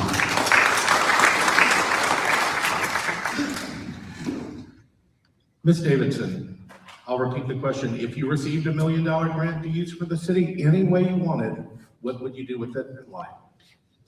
I would purchase mobile crime cameras and I would place them in high crime areas. Once you do that, the crime will move inherently, right? And so you're able to move them around. I would also purchase the attendance software so they are monitored and they are taped. My recollection from a city council meeting is that there's 28 cameras in Alexandria. That's simply not true. We are able to buy cameras these days that you can mount, and then our city is being watched. We have a huge shortage, 48 officers down. We need some help for them. We also need to monitor those cameras. We have cameras down. Wait a minute. Wait. Stop her. Did she say cameras? Did she say cameras? She's been saying cameras. She was saying cameras when she was on the council. Wait a minute. Did she say cameras? She was always saying cameras. Well, you know we couldn't have her in there. Yeah, did we get the cameras? No. Okay. Wait. If it's such a good idea, how come Jock didn't do it? Oh, never mind. Oops. Hold on, I gotta cancel. I didn't hit a command. There you go. Going on where some of those or most of those are. Those cameras, if they're able to be moved, we've been told that they aren't able to be moved. I have other information that you can. We need to monitor our city. And if we're low on police officers. For one thing, stop it for 1 moment. I want y'all to hear this because I want y'all to understand this. You see, 2 lawyers are dedicated to crime. You got to remember how a city the size of Alexandria, where majority of the crime is done in areas where we live. Okay, so this is the only thing I have against what is being said here. So if our areas are the ones who's mainly hit with crime, you have 2 white people who are lawyers sitting up there touting for crime. Do you get what I'm saying? So let's continue. Hold up. Let me finish. So we, instead of talking rehab, instead of talking programs, we got to wipe out a crime. We got to throw more people in prison. We got to throw more people in jail. I want y'all to hear what the whole that's what I got out of what I'm listening to right now. Well, no, she's talking about crime and he and Jock Roy talking about crime. They're both talking. Everybody's talking about crime. No, the other ones didn't say crime. They weren't. They said infrastructure. Okay, so peep it. No, at this point, the crime was what it is. Remember that time that stuff. No, go ahead. Now, Mr. Carl, you remember they tried that stuff on me and you at the New Scott Island thing, and I told everybody about it. You remember everybody got up there and said crime. Yeah. And I said, well, everybody talking about crime. Nobody ain't talking about how to fix it. Exactly. And everybody said something about crime, tomorrow. Mm-hmm.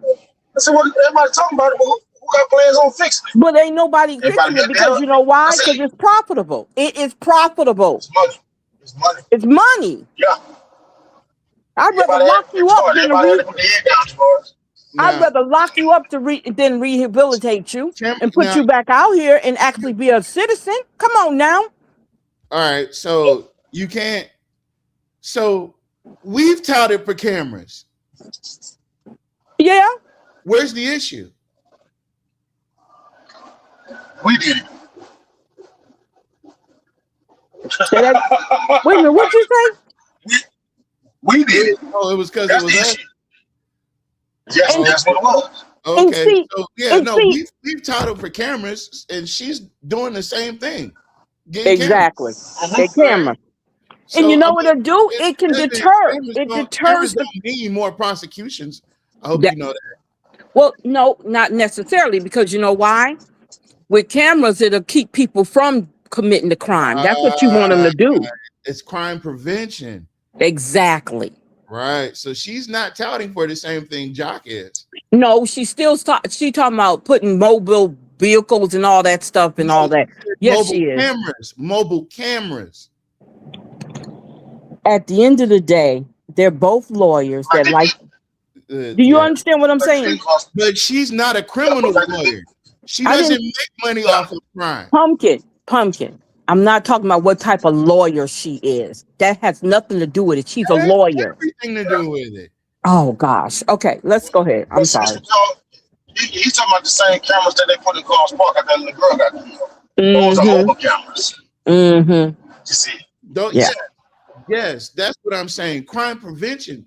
The fact that she's I get what your correlation is attempting to do, but only person that's up there really, she's saying that the police force is down, right? She's not saying let's increase the force and bear down on these neighborhoods where crime. She said let's put cameras out there so we can monitor and maybe prevent a lot of things and solve things more effectively. Now, okay, I'm not going against what you're saying because I know you like to say I turn on you, but I'm trying to get you to meet me where I'm at.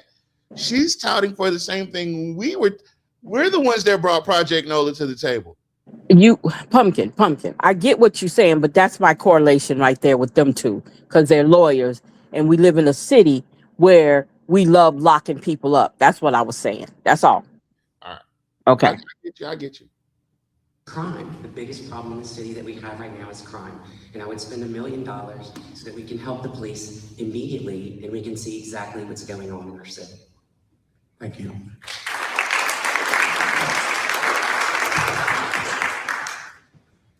All right, thank you. We'll move on to the third question.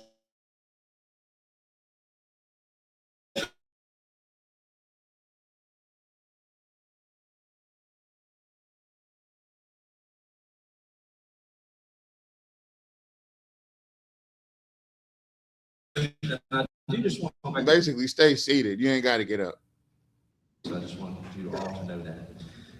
The third question is going to be started by Mayor Hall. What separates you from your opponents in terms of solutions for the city? Are we ready for this? Because this is where he puts, the what they call it, the rubber to the road. They're asking him, what makes you different? Not him, but they're asking all of them, what makes you different from the rest of these people? Let's see what the answers are. Thank you. I'll just sit so everybody can see it. That's okay. Sure. Okay, all right. I think what separates us is, first of all, I'm doing it right now. And what am I doing? I am experiencing and facing some things that no other mayor has faced, as I mentioned a moment ago. The pandemic, the ice storms, the tornadoes that we had to deal with the very first year, and not to ever forget the ice storms that were devastating to a lot of infrastructure, but the citizens benefited from some real good employees and the leadership that was there to bring them through it. So we've had experience to go through something, so we don't have to say what we will do. We know what we've done, and the results speak for themselves. I will also say that experience has paid off because the dollars that I spoke about a moment ago, the 10s and 20s and 30s millions of dollars, didn't just walk into our hands. We had to go and get it. And certainly, last but not least, the financial status of the city is like no other, like it's never been before on the positive side. A fund balance that's the size of Justice General Fund in the history has never been this large. And yet give employees raise, police raise, public safety people raise, give them the pay that they deserve. Stop for just a second, baby.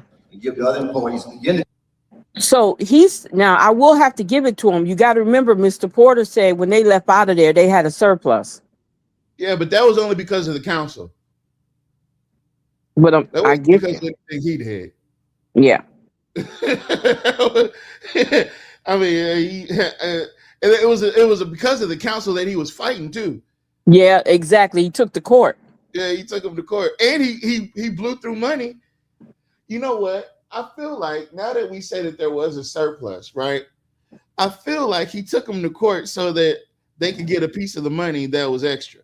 Who could get Because piece of the even if money? there was no penalty, penalty assessed, the fact that they had a surplus and he could afford to sue them is what I'm saying. And they could get people free money on these frivolous ass lawsuits between the administration and the council. Well, it wasn't giving nobody money. They had to pay for their lawyers. That's it. Yeah, but what were we suing for? The budget. Exactly. It was the budget. Exactly. Yeah. They were suing for the budget. So they had the extra money, so they sued him and got it the other way. But as soon as Jock got in there, he went through it. But Jock had control of the council. That's true. That's right. Give the employees the pay that they deserve, having not had a study done in over 13 years. We still has not raised one utility rate, and not one tax had to be done because we saved the dollars. The dollars were there all the time. We just got to manage them correctly. So that you heard what he said? What? The money was there all the time. Separates me. The record speaks for itself. Look at the audits that we've done since we've been here, and they'll tell you for sure that the city is going in the right direction. Unemployment is at an all-time low, and certainly as far as stores opening and new businesses and new building permits, since we've been there, we've had right at 900 to 1,000 new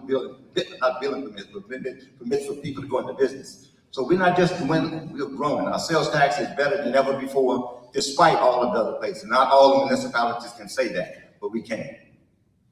Thank you. Mr. Roy, what separates you from your opponents in terms of solutions for the city? Well, I just want to start by saying that things aren't better than ever before. We're talking about how crime is rampant. We're talking about how filthy the city is. So things aren't better than ever before. And on leadership, I think that is what separates me. And I think it is critical. I think it's how you get those other things done. During Goose Off, you guys will remember how bad that was, how devastating that storm was, and what we stood up to fight it. 85% of every electric circuit was up within 48 hours. Within 72, 99%. The only things that weren't up then were when people had tearaways from their actual home.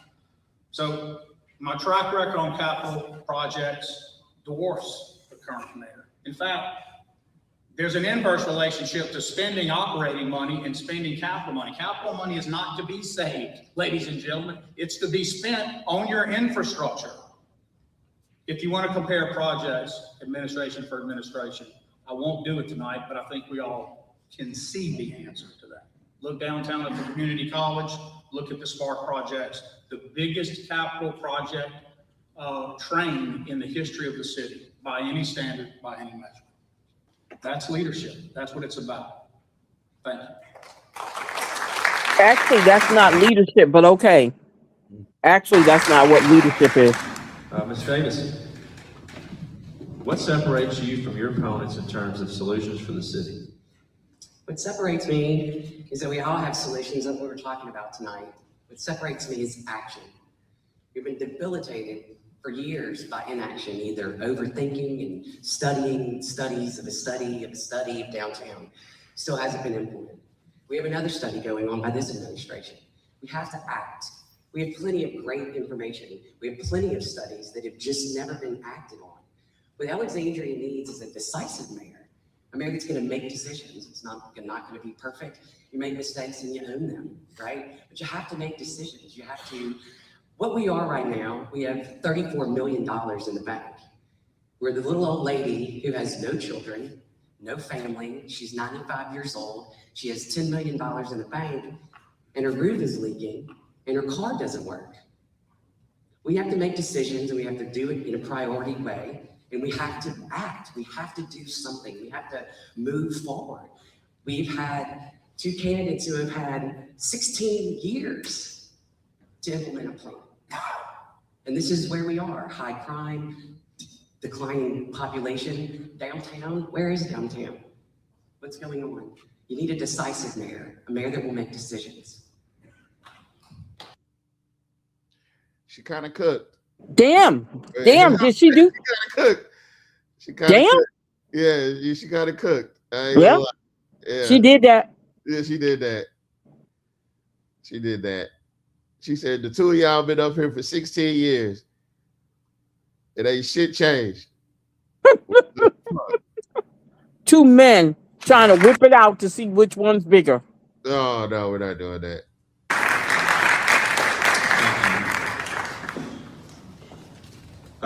Mr. Roy, 30 seconds. Yeah, I just want to say, you do need decisiveness, but you need folks that do their homework and don't cause more turmoil in their decisiveness than they get done. That don't hold a community meeting on policing and crime that devolves into chaos. Look, we envisionally completed our downtown hotel initiative. It brought private sector development downtown. You know what he's talking about? What? The backdoor deal with the Holiday Inn. What do you mean? Yep, and you know what you're talking about. You're also talking about the town hall meeting too. Yeah.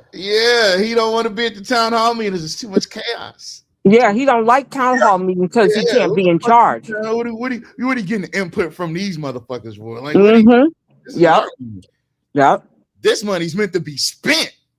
Yeah, it's not about the people. And he letting you know then, y'all, it's never been about the people.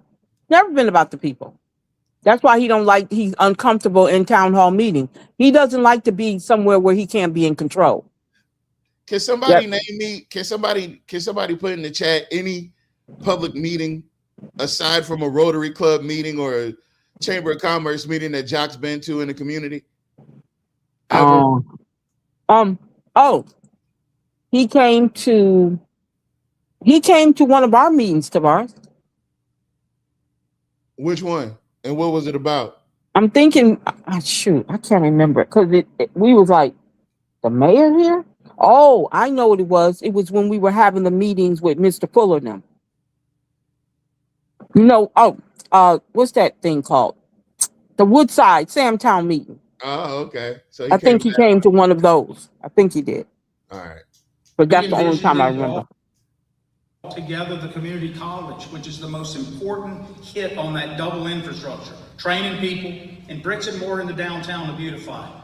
Project after project. We'll talk more in a minute about. All he talking about is downtown. That's all he talking about. I'll finish this statement in a little bit. Go ahead and ask the next fucking question. These they up here with me playing with like I ain't been up here, and you gonna talk to me about what it was like before you got in office. Nigga, I put you in office. 30 seconds. As it relates to the crime meeting, I would ask every one of you to go watch it.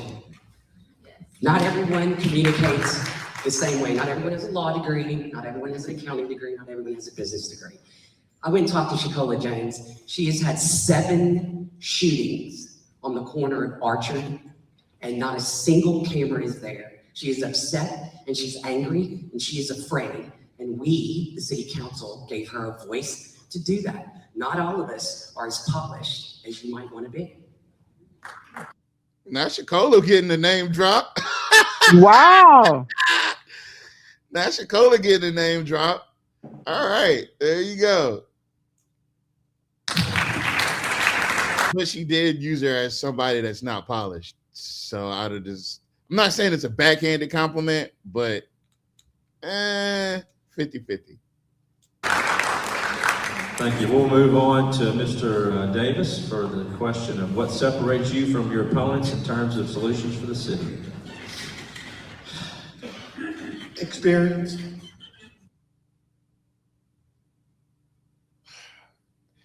So he's been a mayor before? I'm not being biased. I'm not. I'm taking it at face value. He's been a mayor before? I'm just asking. Has he been a public servant before? Has he been a city council member before? I'm thinking that's experience. I don't know. Let's see. Maybe he has. Maybe it was. Okay. Yeah. In corporate leadership, transparency. Question you've got to ask yourself as voters. You've seen 12 years. I've had an opportunity when I was an athlete in college and high school to attend camps with Eddie Robinson, Lou Holtz, Johnny Rogers, some of the coaches that I've made notes recently of the things. Is he talking sports? Was he talking sports?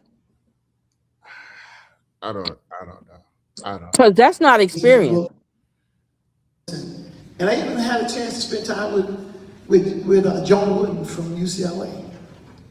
He's talking about coaching.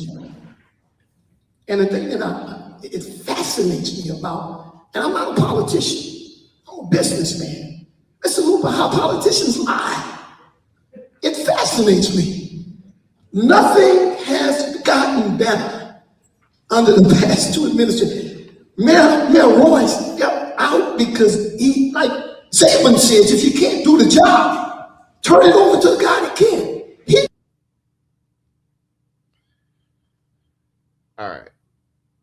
All right. You know what, folks? Tell you what we're not going to do. And this is not going to, this is, all right. Turned it over to a guy that ran it in the ditch. No wins. Zero. He's not done anything. No help with small business. No youth recreation department. Don't be fooled. You know, the problem is, I feel like those small business, I think that's a jab at him not getting the contract. Because as I recall, the reason he ran is because they would not give him a contract.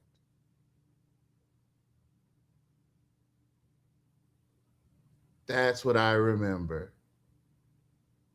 He came to a city council meeting and he was inquiring about a contract, and they went with another pest control company. And that moment is when he decided he was going to run. Wait a minute, what? Now what happened? He came to the city council meeting. It was a pest control contract that he wanted or he was inquiring about. Yes, I remember that. And he did not get the contract. That was when he decided to run for mayor. That sounds like revenge. That's what it was. That's why I remember it. You heard what he said about Jackie H. No, I did not. Miss Teresa be knowing everything. I'll be forgetting. What'd he say? This is what you got. She gonna put it on there. This is what we can't go back to. We need a leader that can go to corporate America, where I've been meeting with them over the last months, helping in other communities. They listen because I've been there at the table with them. You got to turn this fucking mic down. Sorry. I know that Alexandria is going to grow with the right leadership. I know what's going to happen with Alexandria with the right intensity, the right leader, the right people that care. You know, up until this point, I didn't see his platform. I'm be honest with you. I still don't see it. When I sit down with corporate leaders, they don't trust what they never seen. They surely don't want to come back if we stay. But I'll bring change. I'll bring hope. And I'll bring revolution. Thank you. I'll bring change. I'll bring hope. And I'll... Revolution. You telling that to a bunch of white folk. You know what, folks? Yep. You know what it is. You know, I'm almost tempted to have a Friday night show just so we can finish this up, because we need to go through this. Absolutely. Look, let's do that. Yeah, let's try to come back tomorrow night. Because it's already 12:26. Yeah. Guys, we got our work cut out for us. Cause shit. I don't want people to think that we forget. We don't forget. Nobody should forget anything. But we definitely need a refresher. Yeah, we okay. So while you doing that, let me tell everybody bye. Okay, most people already gone anyway. Miss Tarlington, you showed your tail tonight. I just want to let you know. Thank you. Thank you, Miss Jackson. Thank you, Miss Coleman. Thank you, Mr. Scott. Thank you, Mr. Nat. Who else is on here?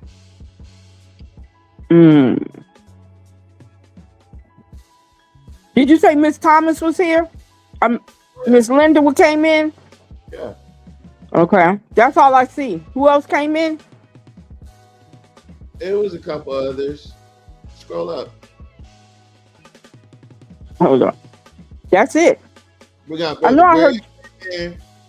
Huh? Brother Greg came through with the link. Yeah. Miss Lily Coleman was here. I got those. Let's. I think Miss Jackson was in there for a second. He was and here, she left yeah. out. Yep. I said all those names in it. Yeah. Oh, she Brother said, okay, Boo. thank you. Brother Miss Boo, Tarlington. Our condolences, Miss- bro. Our condolences to you, bro. Yes. I know you lost your mother, and we want to send our love out to you, bro. Yes. Hit me up in the inbox. You know what I'm saying? Yes. Definitely. Whatever else we got here, I think that wraps it up. Yeah. And Miss Bell was in there too. I forgot about Miss Bell. Miss Bell was in there too. Yeah, Miss Bell. So thank you guys. And Miss Tarlington, next time you behave your doggone self. You showed out tonight. Yeah, Alexandria people in a shit toilet with these people. Who is the right person for the people and the city? Stay tuned. Stay tuned. Stay locked in to your number one Black Agenda podcast, the KWB Frank Show. Oh, she said she running for District 2. Ooh, I can't wait to see that for him. She ain't she telling you not real. Are you really real, Miss Tarlington? Don't play with us now. Yeah, I can't wait to see that for him. They better get the district button ready. There's gonna be a lot of Miss Tarlington, you better not be playing with us. Mind you, y'all, this is from 2020. So this isn't, we're looking back. Yeah. So this is before, as you can see, Jock has different hair and he's actually dressed up for this. So, you know. I'm clean. She said I'm clean that mother up. Ooh, you're too much, little lady. You are too much. All right. Okay, good night, you guys. Bye-bye. You gonna end the show? Yeah.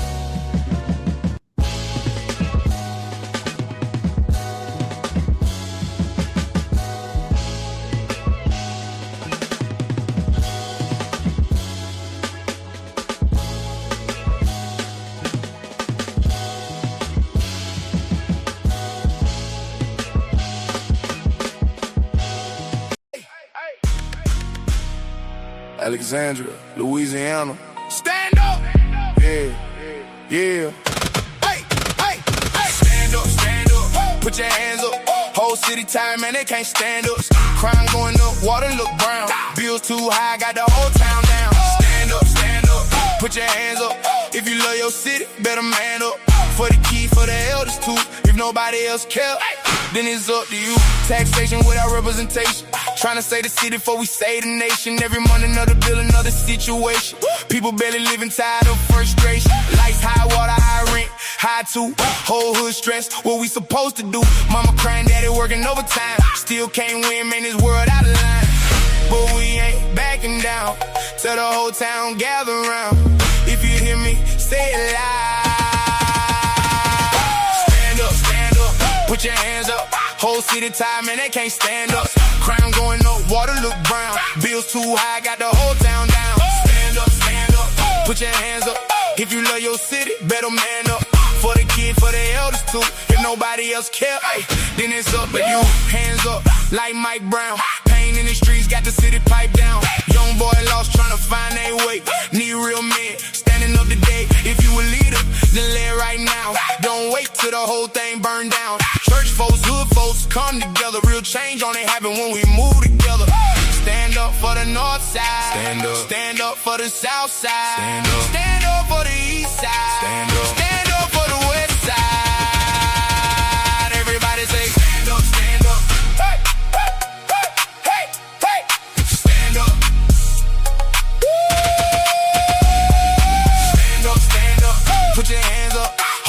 time and they can't stand up. Crime going up, water look brown. Bills too high, got the whole town down. Stand up, put your hands up. If you love your city, better man up. For the kid, for the elders too. If nobody else care, then it's up to you. Hey! Alexandria, we still here.